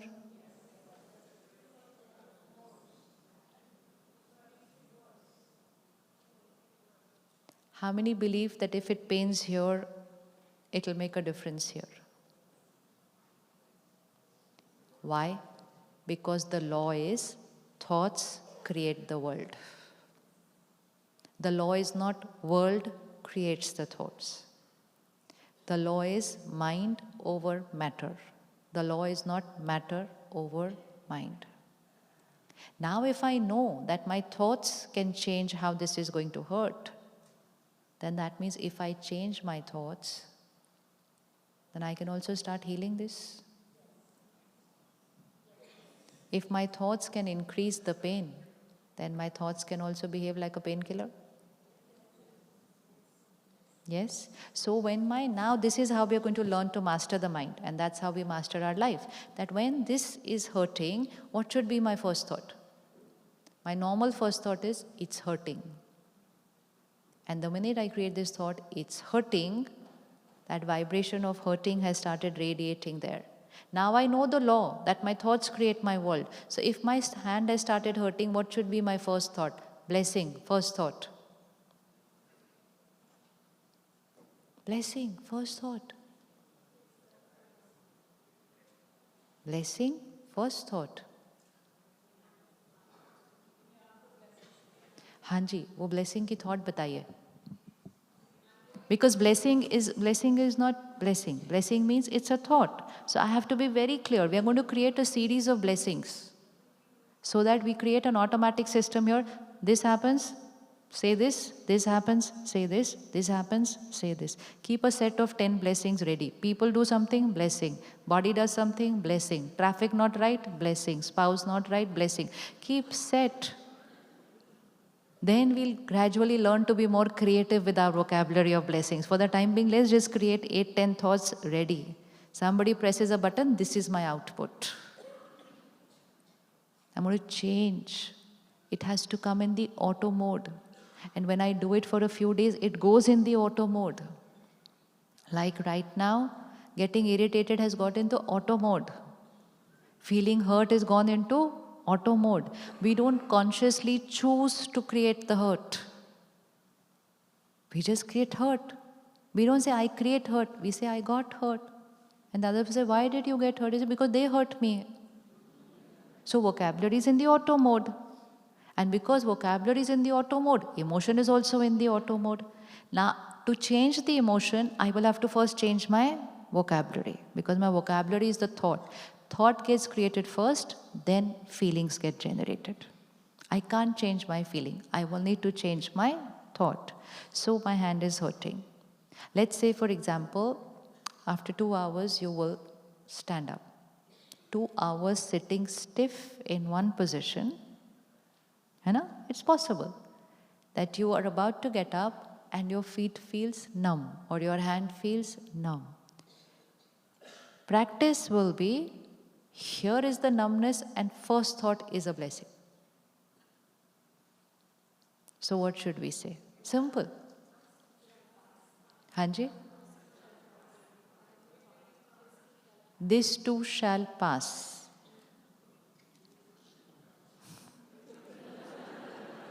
I was just trying to visualize how it feels.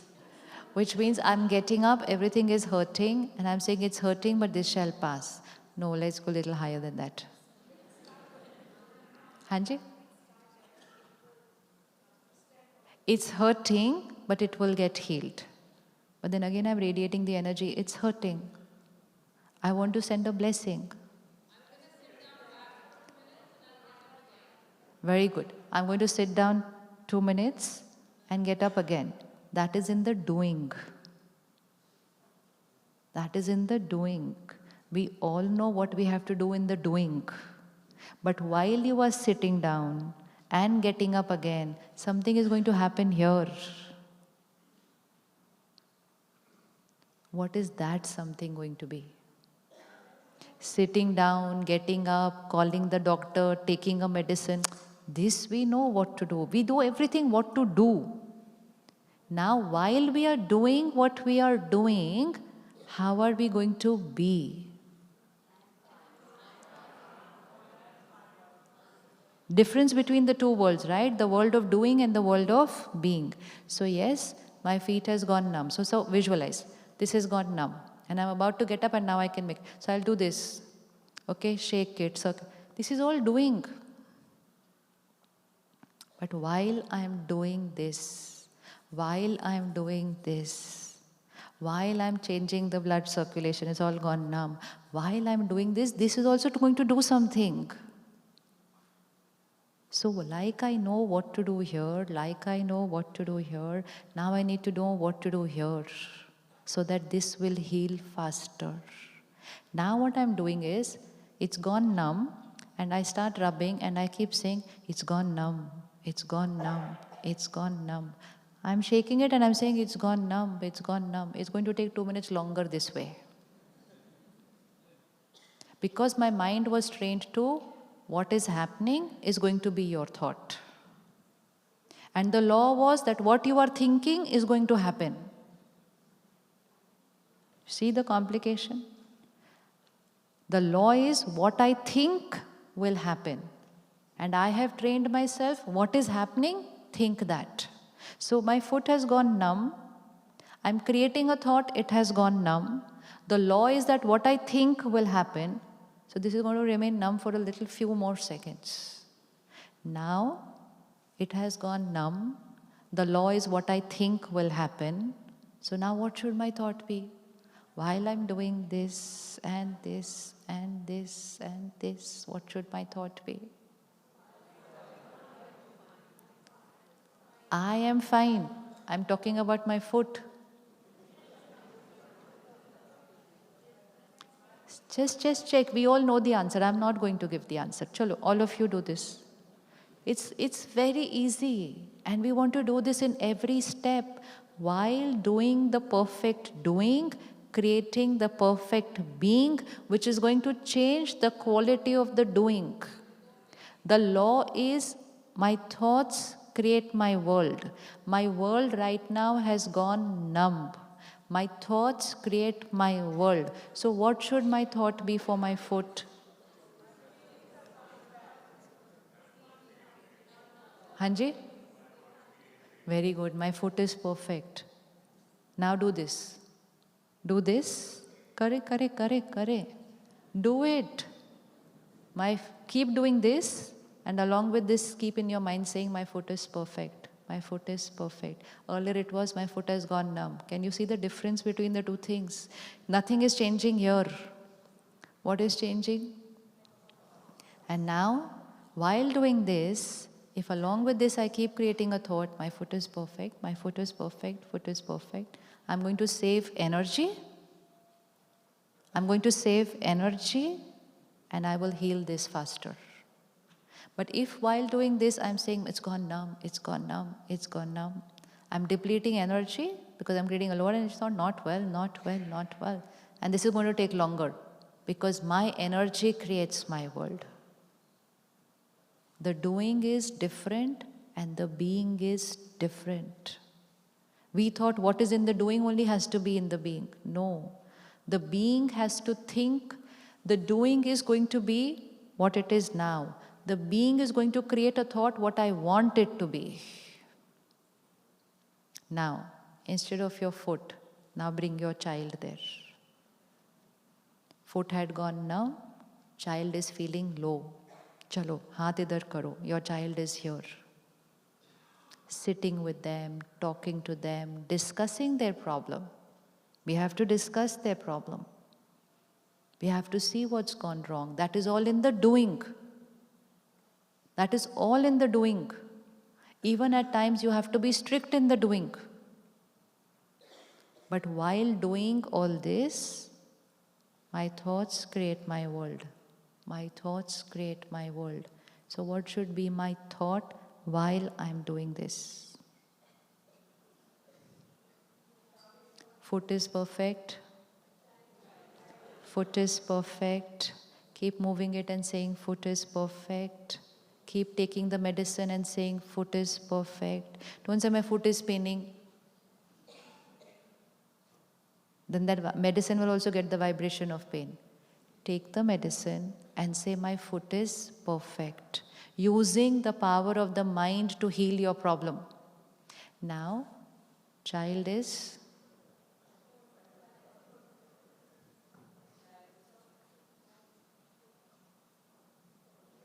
being nice to them in words. Don't worry, everything will be fine. We'll all come out of this. This too shall pass. Perfect words. Doing is perfect. The mind. How could this happen to my child? Why did this happen to him? What's the future going to be like? Doing? Don't worry, everything will be perfect. We are here for you. Mind, what if things don't go the way we wanted it to be? And the reality is, thoughts create the world. So what are we doing? Can you see now the difference, what we have to do? Even if the doing is a tough one, you know what you've done is wrong. Do you understand what you have done? And the mind says, you are a powerful soul, everything is perfect. So bless here, even if you have to be strict here. Because if your child's gone and done something big mistake, you can't go and say, oh, don't worry, I love you, you are perfect. No. We need to discipline, we need to be assertive, but that will be in the doing. And in the being, only blessings, only blessings, only blessings, only higher vibrational energy. Thoughts create the world. Possible to do this? Foot is hurting and I'm saying foot is perfect. Now how many can do this? Go to the traffic on the road. Everything stuck. Driving, navigating, doing. Thinking. Driving, navigating, in the doing. In the mind, thought, thought. Chalo, now it's easy. Thought. Normal thinking, I won't reach on time. Right thinking. Normal thinking, I'll never reach the airport on time now. Now if I miss the flight, which is the next flight already?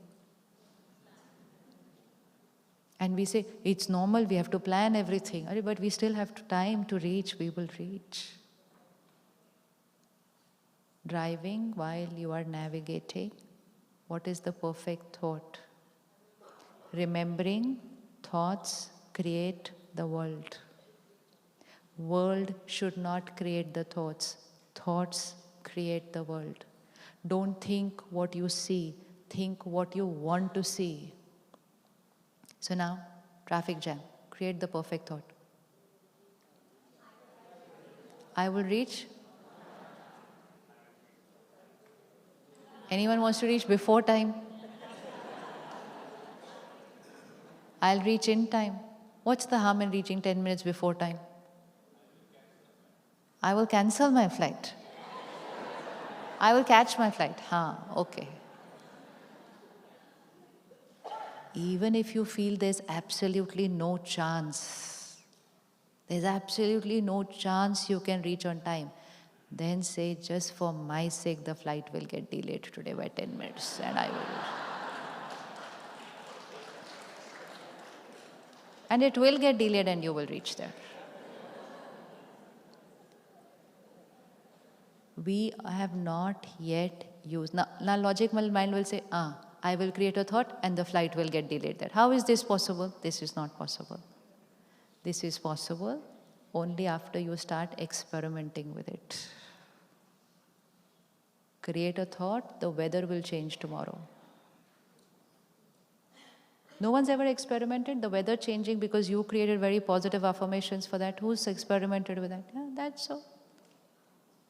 The other day, last month, I was in Hyderabad. I landed there Thursday evening. It was pouring. And to reach 30 minutes distance took 2 hours.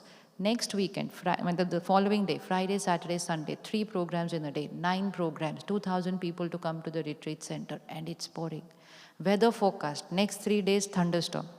Not even rain, thunderstorm. And all of us in the car who have practiced now this vocabulary.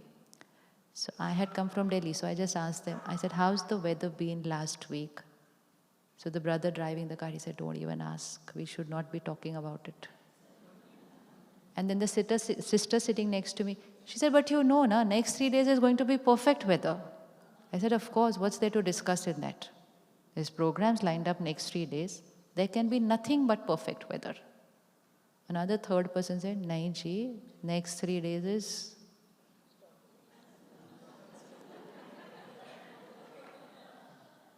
And then we told them, you and we're all together in the next 3 days here. Just wait and watch what's going to happen in the next 3 days. And everybody was saying 3 days perfect weather. I added my Monday because I had my return flight on Monday. I said, they are talking only about themselves. I have to think of my Monday morning flight also. So I said, no. Friday, Saturday, Sunday, Monday also perfect weather. Everybody created the same energy. At the retreat center, everybody meditated for that because they had put in a lot of effort. A lot of people were going to come. And it was difficult to come in the kind of weather that was there up to Thursday. Friday, drizzle early morning, cloudy during the day. Saturday, cloudy half the day, sunshine second half of the day. Sunday, sunshine the entire day. Monday morning, flight before time.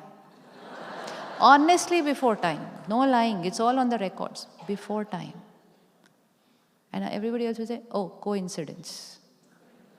It's not coincidence because it has not happened once. This has not happened once. It happens every time, provided while we are creating that thought, we don't create one element of thought, but you know what, the weather forecast is saying it's going to rain. Thoughts create the world is a power which our ancestors knew and they used to use it. Why would they pray when it did not rain? Why would they pray when it was raining too much? Why would they pray when there was a night? What does praying have to do with nature? Vibrations, thoughts, influence. Why would they pray if somebody is unwell? Because the vibration will influence the body. And what is the meaning of prayer? Start creating high vibrational thoughts. So we should start creating them in the lowest, simplest situation of the day. Ready? But what do? If it is raining, We have three options. Either don't create any thought. Don't create any thought. So again, if my hand is hurting, I have three options. Either don't create any thought. Then the pain will remain where the pain is. But if I start creating a thought, but it's hurting, it's paining, it's hurting, it's paining, it's going to pain more. So then if I create a thought, it's perfect. It is perfect. I can do whatever I want to do with this hand. It's perfect, perfect. And then you see how because everything is an energy blockage. Everything is an energy blockage. And that is why faith healing works. That is why placebo medicine works. Why? Because the mind is 100% convinced, I will take this medicine and I will be fine. Those who doubt that, they will not experience the result. Those who have 100% faith, yes, I will take this medicine and I will be fine. That placebo medicine works. So what is working? What is working? What is working? And if you reflect today on your life, there is not a single person in this hall who has not experienced this in their life. There is no one in this hall who has not experienced it. It is just that sometimes we've experienced it without consciously creating it. Without consciously creating it. But we've all experienced situations where prediction failed, where astrological prediction failed, where medical prediction failed, where weather prediction failed. We've all experienced it. It's just that we didn't connect it and realize this all happened because of our thinking. And once you experiment and you understand it, then you will keep using that power. And then miracles will not be something that happen once in a while. Miracle will not be something that happens once in a while. Miracle will become a way of living. If you can create a right thought and heal your hand, can you not create a right thought and heal your child? Yes or no? Yes or no? Which one is easier to heal, your body or your child? Your child. Because there you're only working with the mind. Here you're working with a lot of other aspects. Body is not only about the mind. Body is about the weather. Body is about the food I put. Body is about the quality of the food that I mean. A lot of dimensions working on this. But when it comes to the mind, there is no other dimension working on this. Only and only the mind. Nothing else goes in the inner world. Outer world, there are a lot of other aspects. Even then, either you or someone you knew has created miracles with that body. Have you heard of people who've created miracles with their body? How many? Raise your hand. Which means defied medical prediction. Even in the negative sense. Even in a negative sense, we defy medical prediction. So the doctor says, yes, things are serious, but you know what? 2-3 years, you'll manage fine. But that mind only takes the line, I am serious. I have this ailment. Medical science said 3 years. They create their reality in 3 months. In a negative manner also, and in a other manner also. Medical science says, no, you will not be able to get out from bed. You will never be able to run. But that mind says, I will run and I will call you on the day to see me running. Yes or no? But when we hear these stories, it feels very good to listen to these stories. They are true stories. And it feels very good. But you know what does our mind say? They are powerful. That's why they were able to do it. No. Every human mind, every soul has the same power. It all depends how much I'm going to use that power. So don't need to use those power in those big situations. Small, simple scenes throughout the day. Simple. Ready to do it right now? And that higher. So when I'm saying my foot is perfect, that's a blessing. Blessing means what I want to see in reality. When your child is in pain and you're saying my child is powerful, that's a blessing. When your child is taking a wrong decision and you are saying, my child is powerful and every decision is accurate, it's a blessing. When your child has failed at something that they wanted to do and you are saying, everything that happened was good, there was benefit in what has happened, and now what will happen is the right thing for my child, it will become a blessing. But if we start saying, this was not right, now what will happen? He did not get into the best university, nothing is as good as this, then it is we who are creating that reality that things are not as good as they should have been. Life gets created here, world gets created here, and most important, destiny gets created here, not here. So who's the creator of the destiny? Who's the creator of the destiny? I. And how am I going to start practicing it? Only to remember, my response is not dependent on the situation. My response is completely my choice. Take 30 seconds, close your eyes, and select any situation in your life right now where you are going to apply this right away. It could be a person, it could be a situation, it could be professional, it could be a family member. And just apply it there. Just change the thought about that situation. Nothing in the situation has changed yet. Change the thought about that situation and take that thought highest, the highest blessing that you can create. And the vocabulary of the blessing has to be what you want to see. You are creating that has already happened. Just one thought. We don't need too many thoughts. Blessing is always one short line, powerful statement. Negative thoughts are long, 1,000 lines. Blessing is one short, powerful statement. Statement of what the reality will be. Our normal negative thoughts are what the current reality is. Blessing is what I want reality to be. Law is thoughts create reality. Always remember, thoughts create reality. So if there is a problem in my life, and my thoughts are going to churn the problem and think about the problem and talk about the problem and listen about the problem, then I am the one who is escalating the crisis. The lens is here.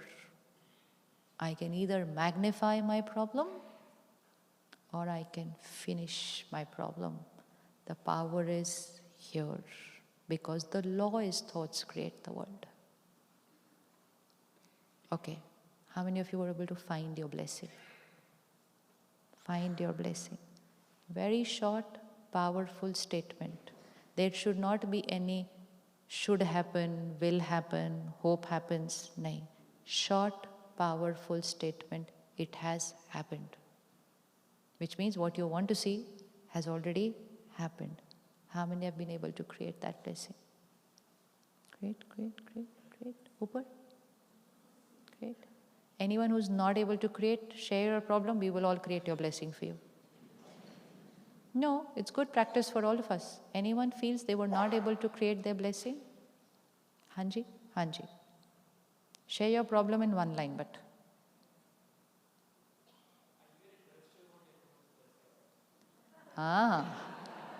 Interesting. Now you see, we've started understanding the dynamics. I am clear what the blessing is, but I want everyone else to give the blessing. Because we know that when everyone else gives the blessing, what's going to happen? If you know this, that when everyone else gives the blessing, things are going to move faster, then also remember that when I share my problems with people,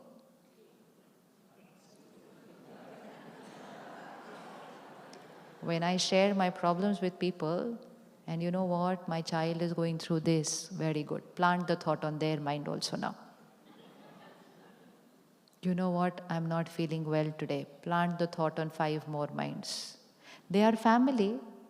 They are not thinking negative. They are thinking normal. They are not thinking negative.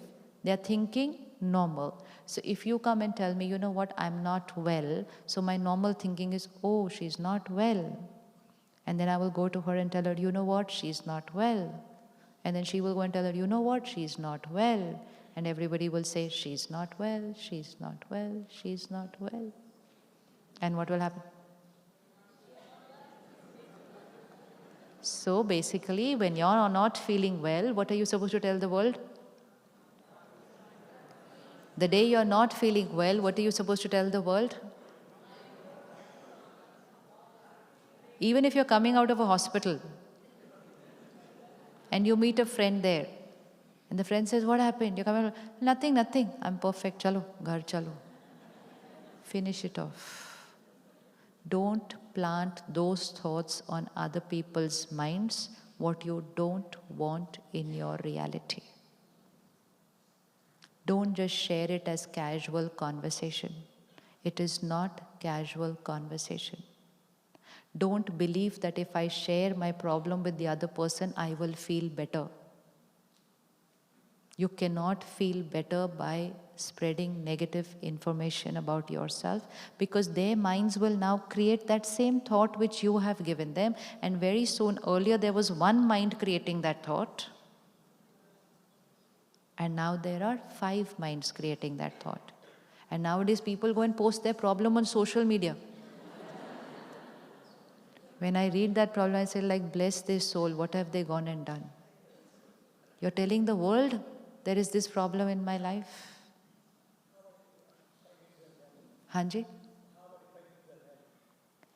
You need their help, you talk about the doing. And along with that, if you need emotional help, then you tell them, you know what, please create this thought for me. We do that. If anyone we know is not feeling well, together we will all create that thought for them of perfect health. We know there is a crisis going on in somebody's family, together we will create a thought of perfection coming in that family. But you have to be careful that whom you are sharing with, they should know how to create that blessing for you. Because otherwise, unaware, we invite lot of, they are genuine, they really care for us. But their care is coming out of attachment. And because care is coming out of attachment, it has worry in it. It has fear in it. And then I'm suddenly having so much of worry and fear in my life. So you can say, I am perfect, but you know what, I need this help from you. They say, but how can you be perfect? Well, I am perfect. Don't worry about me. But at work, I need this help from you. Dissociate your problem from your mind. Problems are outside. Problems are, please say it. Problems are outside. Mind is, I know. Mind is perfect. Problems are outside. Mind is perfect. Okay? Let's say it again. Problems are outside. Mind is perfect. This has to be the mantra of life. And when the problem is outside and mind is perfect, very soon problem is over. And even if there is a problem which doesn't have a solution, there can be certain issues which don't have a solution. Now, was that a nice thought to create here?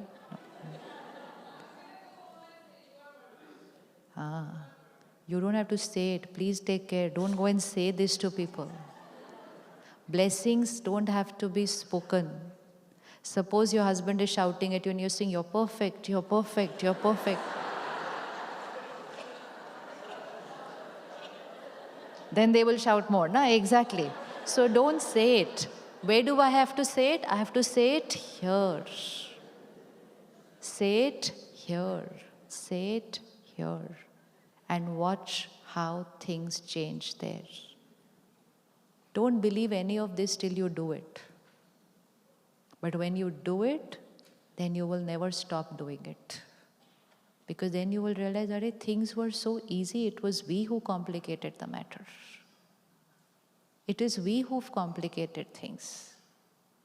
Even if one person in the family just starts sending this higher vibrational energy to the other people, all conflicts at home just dissolve and finish like this.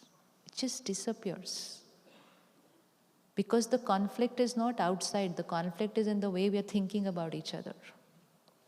People are not going to be my way. But if I think right for them, the relationship will be perfect. I can still not agree with what you're doing. I can still not agree with what you're doing, and you may still not agree with what I'm doing. But if we think right for each other, harmony will still exist even if we don't agree with what we are doing. And that is what is needed in a family. It's not possible that every time we will agree with each other's choices. But for every time that we don't agree, conflict is not the answer. Emotional pain is not the answer. Moving away is not the answer. I don't want to live with you is not the answer. I want to separate is not the answer. That seems to be a very easy answer nowadays. I'm not getting anything from you, you're not getting anything. Why are we together? Chalo. This is not the way. It's not about moving away from people, it's about I am moving away from my highest version of myself. We thought living alone will be happiness. How many of us, when we were kids, have lived in big families? Big. 5, 8, 10. Your children can't even imagine that life today. And imagine living that way when resources were minimal. So it was not just more people living together, no gadgets, no technology, everything in the kitchen had to be done manually. Today, one mixer and everything is done. And there you're doing it for 20 people in the house. So much to bend, so much to adjust, so much to forgive, so much to let go. There was no depression. There was no depression. There was so much to bend, so much to adjust. Today, alone, me, my laptop, my phone, my dog. Don't have to adjust with anybody. Don't have to bend, don't have to do anything. And then saying, I'm depressed. What are you depressed about? There's nothing in your life that you're having to do. But that is the problem. When you don't bend is where disease gets created. Bending was health. Bending was strength. Bending was creating flexibility. This has created stiffness. And then suddenly comes a situation in my life where I have to bend, I can't bend, and then it hurts. So this whole idea of we can't live together, separate, this is not going to create health. This is not going to create health. This is only going to make me stiff. Leaving a job, leaving a family, leaving your spouse. We thought that was going to create things better. No, it's only making me stiff.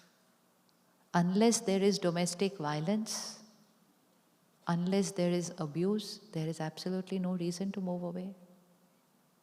Two people will always be different. Two people will always be different. But that's what relationship is. You bend, I bend. Even if you don't bend, I bend. And create harmony. But it all depended on what coding I had done here. We were brought up with that coding. You know what? Now you have to live in that house for the rest of your life. And we thought how mean our parents were to say that. How could they do this to me? But what they were doing, they were sending you with that energy of blessings that you have the power to adjust. You have the power to bend. You have the power to get everyone together. You have the power to create harmony. Of course, we will go through phases where we are feeling low, we cried, we did this, but we again came back with that energy. We again got everybody back together. And then suddenly we created an era which said, it's okay, you're not getting along, come back home. Suddenly it became a very easy option for everybody. If I have to bend, it hurts. So somebody tells me, don't bend, I'll bend for you. So I stop bending. I stopped bending. I said, you do it for me. But when I stop bending, who's the one who suffers?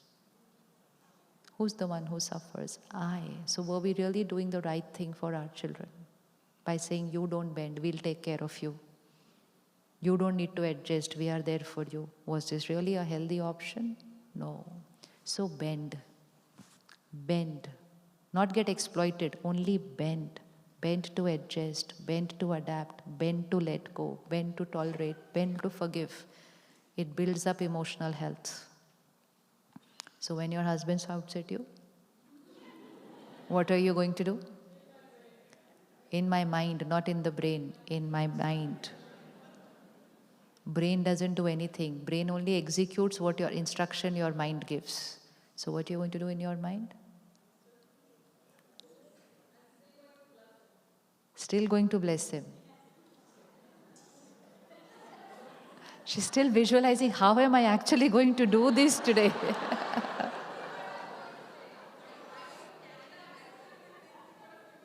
Oh, you're going to drive to Canada. Huh.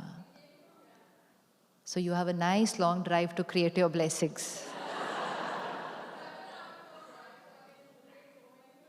You know, we create thousands of waste thoughts, and blessing is only one line.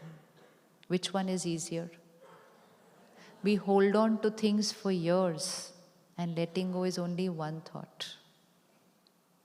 I can say, I'll never forget what you did for years, and I can say, I forgive is only one thought. I can say, you hurt me and hold it for years. And I can say, I created the hurt and I delete it today. It's only one thought. Which one was tougher? We've already done the tougher things. Now we're going to do the easier ones. We've already created those 1,000 painful thoughts. Now we're only going to create one. Blessing is only one thought. Even a simple blessing like everything is perfect. If someone asks you tomorrow morning, how's life? Say it's perfect. They'll say, how can it be perfect? I heard this happened in your life, that happened. We'll say, yes, all that happened, but life is perfect. But if someone says, how is your life? You say, you know what, this happened, my child did this, at business this happened, this is not life. These are situations. Life is here. So how's life? Perfect. How's health? How are children? How's work? Bas. After that, nothing to talk. Save energy. Save energy. Save energy. Oh, that is another scary thing. Nowadays, it's the other way around. Spirituality teaches us, even if nothing is perfect, say everything is perfect. Today, the world is saying, if everything is perfect, please don't say it is perfect. Because they believe that if we say it's perfect, then what will happen? Whoever created that belief system. Whoever created that belief system. But when I am fearing that, then it is I who is fearing. In Hindi it is said, nazar lag gayi. That's what she said. Nazar lag gayi means someone's lower energy vibration has affected my life. Someone's lower energy vibration does not affect my life. Their lower energy vibration can touch my mind. If I create a thought from here, fall from the chair. And I keep on creating the thought, she's going to fall from the chair. She has to fall from the chair. She should fall from the chair. I'm waiting for her to fall. This is what people are waiting for us, not to fall. So if I keep saying she will fall, she will fall, she will fall, will she fall? The minute she thinks that she is thinking that I should fall. And the minute she starts thinking, everybody is thinking like this, so mere ko nazar lag gayi, it is then that she will fall. So she does not fall because of my thinking. She falls when she makes my thinking her thinking, because her thoughts create her reality. So please leave this line over here, that other people's negative energy affects our destiny. Other people's negative energy only affects And if anyone is creating negative thoughts for you, what do we have to do? Blessing. It's so simple, beautiful. If anyone is jealous of you, what do we have to do? Perfect? Perfect. So there they are sending lower energy. And then what do I have to do? Powerful, higher vibrational energy, and goes, tsh. Why should nazar only be from a lower energy to me? Why should nazar not be from a higher energy to them?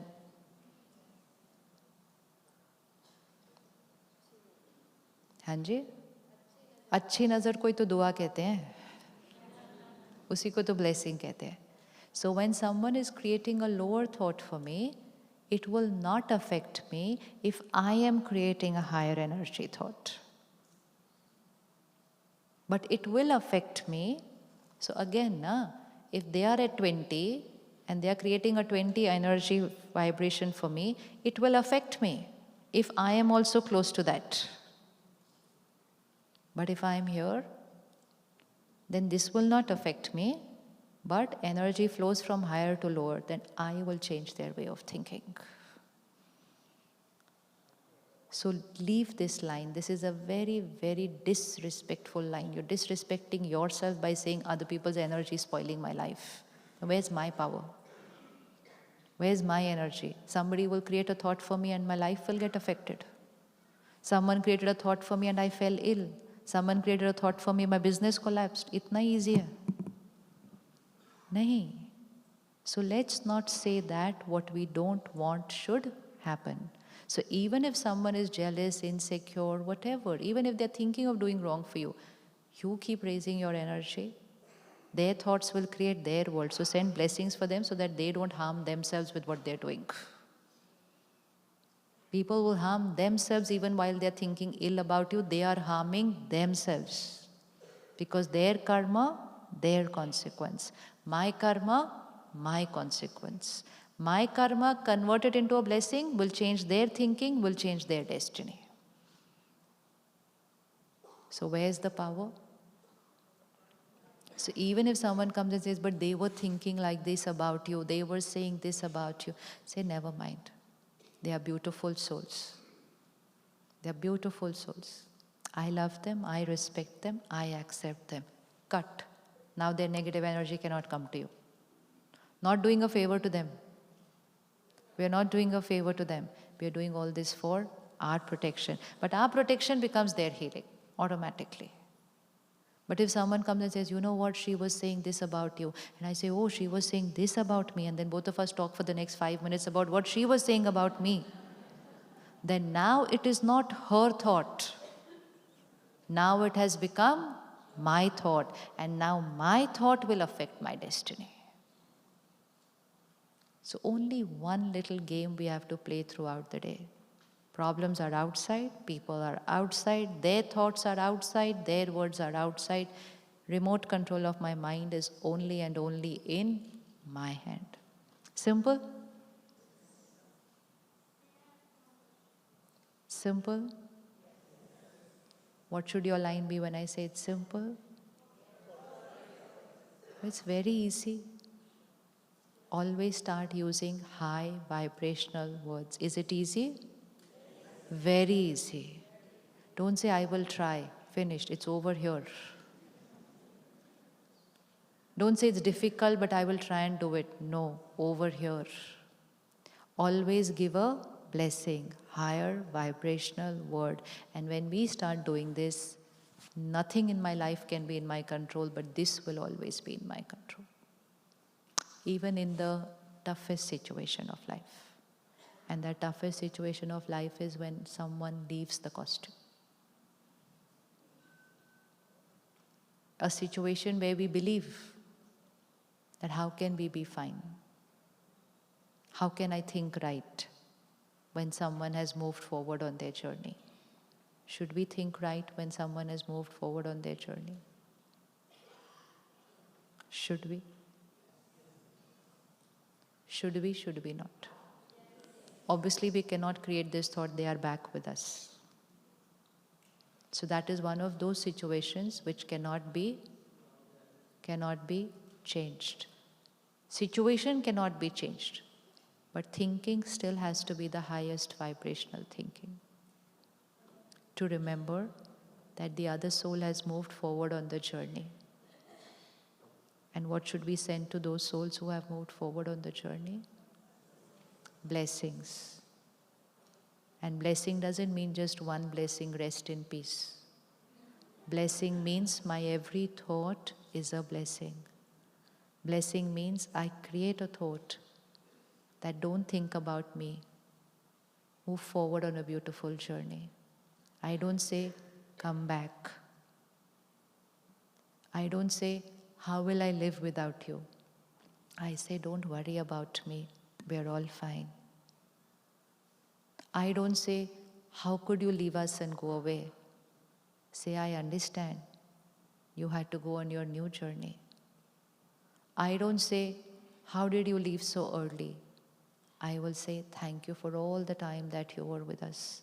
Change every line. Change every line. All that we have to do is write our normal thinking and below that write a high vibrational thought. And when we are doing this, first we are getting healed and our thoughts and vibrations are reaching them. It is helping them on that new journey. Our so-called normal thoughts of pain are pulling them down. And that is affecting their new journey. So in every scene of life, spirituality teaches us what to think. And when I get what to think, then taking charge of my life becomes very simple. Everything in life changes when things start changing here. And to make it simpler, we start learning meditation. Because meditation means spending time with ourselves, checking our quality of thoughts. And when I check my quality of thoughts, then changing the thought becomes simple. And when I do that in my meditation for a few minutes in the morning, throughout the day, I only implement what I did in the morning. It's like doing your coding in the morning, during the day seeing the result of that coding. So meditation is the coding. During the day, people will press the buttons, but your coding was done in the morning.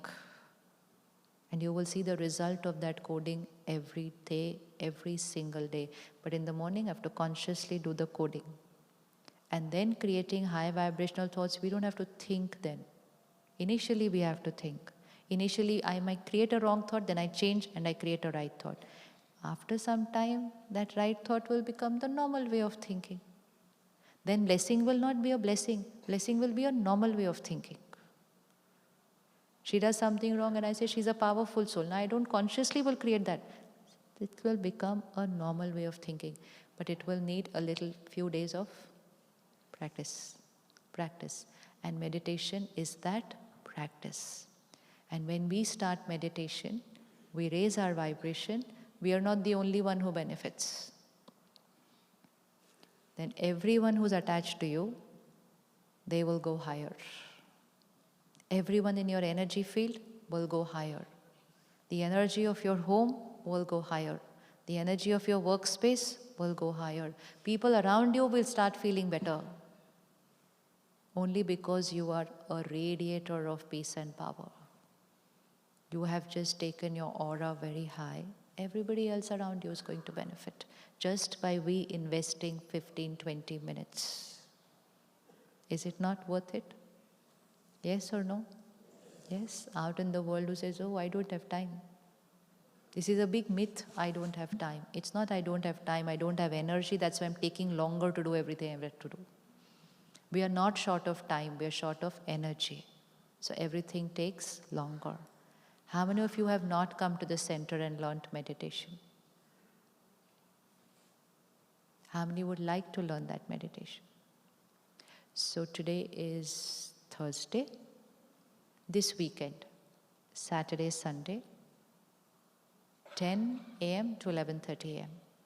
Saturday, 10 a.m. to 11:30 a.m. Sunday, 2 days will be the Raj Yoga meditation course in Hindi and in English. So 2 separate groups. 2 separate groups. And there we will come to the center. All of you got the flyer when you were walking in. That has the address of the center, that has the number, that has the website, all the details. So day after tomorrow. The flyer also has other meditation program dates on that, 21st September, then Monday to Friday. A lot of date options are there on that. But just for this group, one is starting immediately, day after tomorrow. So that what we are creating today, we are going to start practicing. And then when we learn meditation, it will become very easy. Very easy. For tomorrow, next 24 hours before everyone comes together on Saturday, let's write out a few thoughts which you will start repeating from today. And that vocabulary will start becoming your blessing vocabulary, okay? So you can type it out, write it out, record it. Simple thoughts, which we will keep repeating. And definitely say them tonight before you go to sleep. Definitely say them once when you wake up tomorrow morning. First thought, I am a powerful being. I am a powerful soul. When we say I am a powerful soul, we are creating that emotional independence. I will not get affected by situations. I will choose my response. That's powerful. When I get affected by every situation and people's behavior and I react, that is weakness. So first, I am a powerful soul. Second, I am calm and stable always. Third, I am always happy. I am always happy. What is the world saying today? I am stressed. Never use a lower energy word for yourself. First person to bless is fourth. Will be your personal statement. Whatever you want to change in yourself, not in your situations, in yourself, in your nature, in your personality, in your sanskar, create a blessing. I am, fill in the blank. First need to check what I want to change. Then don't write that sanskar which is uncomfortable and write the higher energy one there. Next, my mind and body is perfect and healthy always. Mind and body. Any feeling of anxiety, panic, fear, anxiousness, write every day, my mind is perfect, my mind is perfect. If it's anything more than that, then please see a doctor. Thoughts doesn't mean we don't see a doctor. It means medicine and mind work together, healing happens faster. So my mind and body is perfect and healthy. Any specific ailment, write a thought for that. Instead of repeating the disease, instead of repeating the pain, we will say that organ is perfect. Some of us sometimes have knee pain. We keep saying, I can't walk, my knees are paining. If you're going to say, my knees are paining, I can't walk, then 3 months later it's going to get worse. So say it's perfect and I'm running, not walking. I don't walk, I run. Highest energy blessing. So anything that's not perfect right now in the body, create a specific thought for that. And the vocabulary has to be what you want to see, you say it already is. Then create a thought for your relationships. Anyone you don't get along with, there's been a conflict, there's been an issue, say they and I get along perfectly well. Perfect. They are not nice to you, say they accept me, they respect me, they love me. Even put a statement for them. If I have an issue with somebody, I accept them, I respect them, I love them, I care for them, I send blessings to them. Our relationship is in harmony.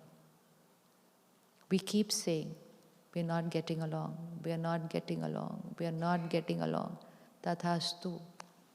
That is what happens. It's the power of the mind. Don't say what the reality is. Say what you want the reality to be. Then create one thought for your work life that you have to create.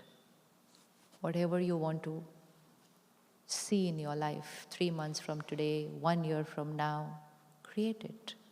I have already achieved. It has already happened. Teach this to your children how to do it. Don't allow them to say, I'm depressed. Don't allow them to wake up in the morning, open the window, the weather is so depressive. Every word is a vibration. Every word is a vibration. Very careful. And then, last thought. God's power and blessings is a divine circle of protection around me. Envelop yourself with the highest vibration circle. Lower energy vibrations of other people cannot enter into that circle. Never. Energy cannot enter. Energy doesn't flow from lower to higher. Energy flows from higher to lower. So if you draw this highest vibration circle around you, then everybody else who has a problem with you, their energy circle is, their vibration for you is lower, and you are saying, I am enveloped with the highest vibration circle. Their lower energy cannot enter into your high energy circle, but your higher energy circle can strengthen them.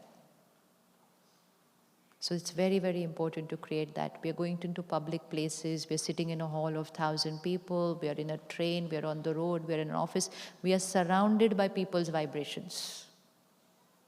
So God's power and blessings is a divine circle of protection around me. Draw that circle every day. Draw it around your children, draw it around your homes. Never fear people's negative energies. No. It's God's highest power energy around me. Now tonight, before going to sleep, write this out in a diary.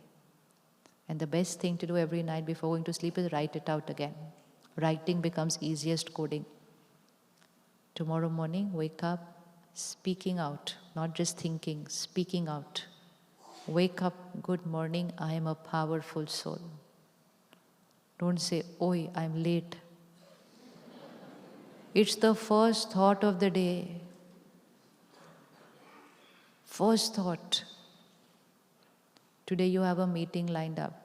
Don't the first thought be, don't know what's going to happen today.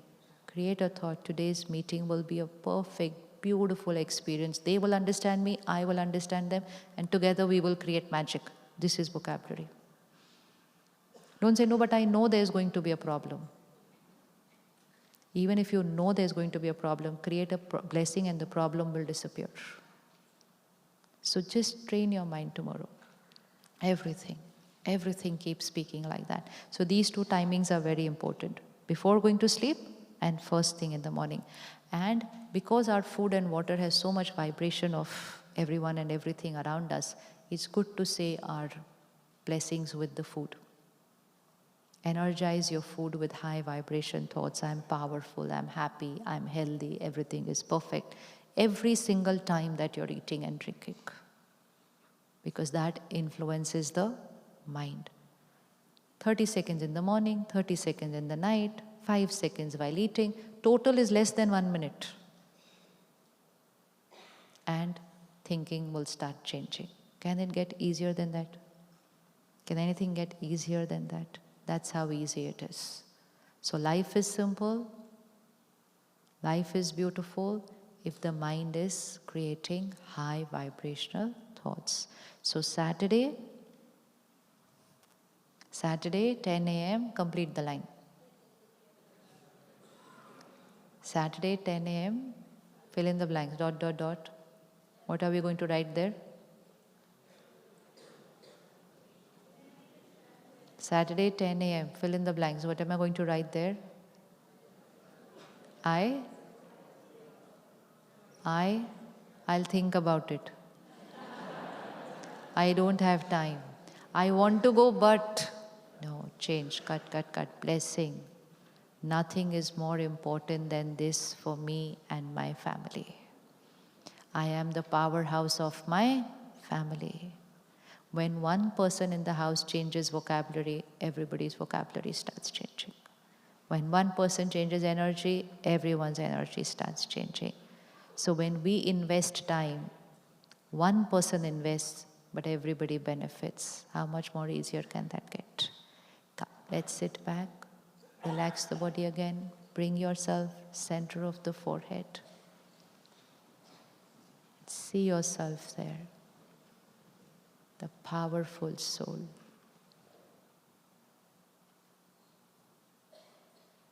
I am the creator of my emotions. I am the creator of the health of my body. I am the creator of my relationships. I am the creator of my destiny. I am the creator. The power is mine.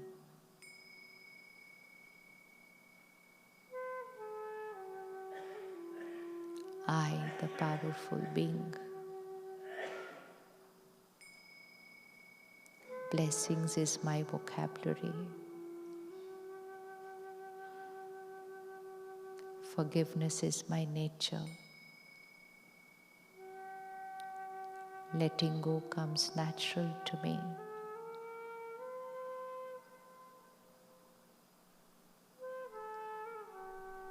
Understanding people,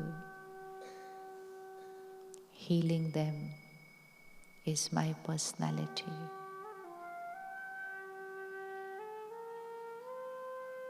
I am a divine soul.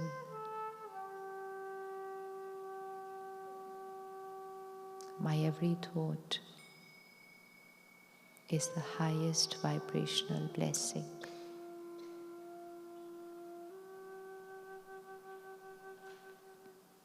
My every word changes people's destiny. That's my power.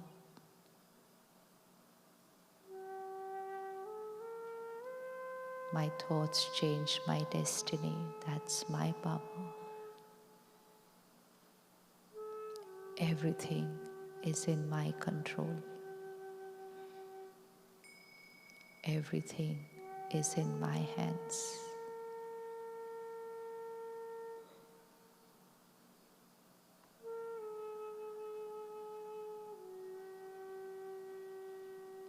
God's power and blessings is a divine circle of protection around me. Draw this highest vibrational, white divine light circle around yourself. It's like a cocoon, enveloping myself with this highest energy. I, the divine being, as I walk out into the world, I'm radiating power. My power is empowering others. My vibration is healing people. My energy is healing the planet.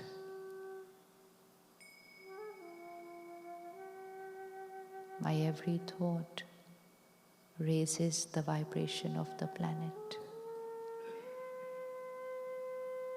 I am the powerful being.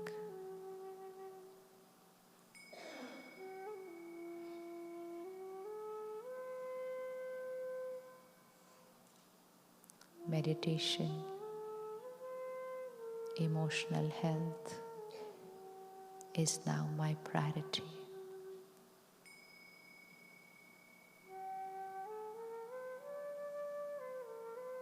As we will walk out of this hall, sisters have prepared prasad for everyone. A lot of love and a state of meditation, because the way we cook is what influences the state of mind. So as we walk out, we will collect that little box of prasad and a blessing card. So as we walk out in silence, it will be in absolute silence. Next 15 minutes as you drive home, be with yourself. Check which situations, which people I need to change my thought before I reach home. Before I reach into that energy of the outer world, let me create the settings in the inner world. So spend these 15 minutes with yourself as you're walking out, driving. Create that coding and watch it manifest outside. So 15 minutes in silence. Saturday morning we're coming to the center, but as we walk out, we will collect the prasad, the toli box, and the blessing card. Request everyone not to get up together. Just as I guide you, you start moving out. In 5 minutes, this hall will be empty, but in an angelic manner, in a divine manner, in a manner which will raise our vibrations. Every karma can raise my energy. 3 rows at the back will start moving out first. Even in the gallery, 3 rows at the back, 3 rows in the front. Absolute silence. Feel the lightness in your body as you feel the lightness in your mind. 3 rows at the back, 3 rows in the front. Absolute silence. Taking your prasad and your blessing card.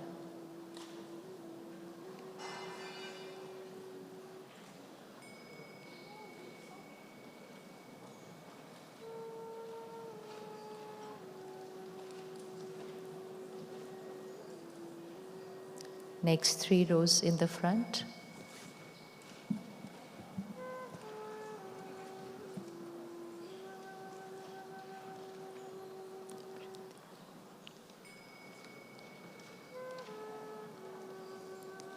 Next 3 rows in the front. In the gallery also, next 3 rows. Everyone can, in silence, but our karma to allow everyone else also to be in silence.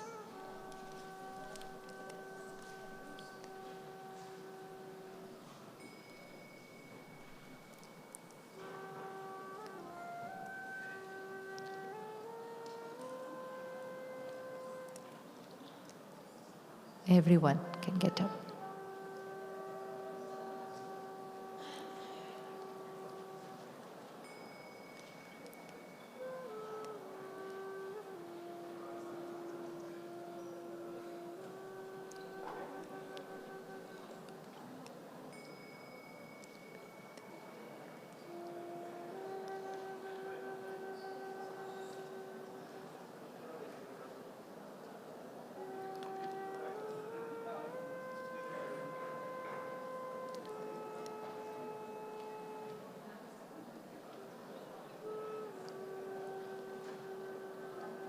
Spend these few minutes with yourself.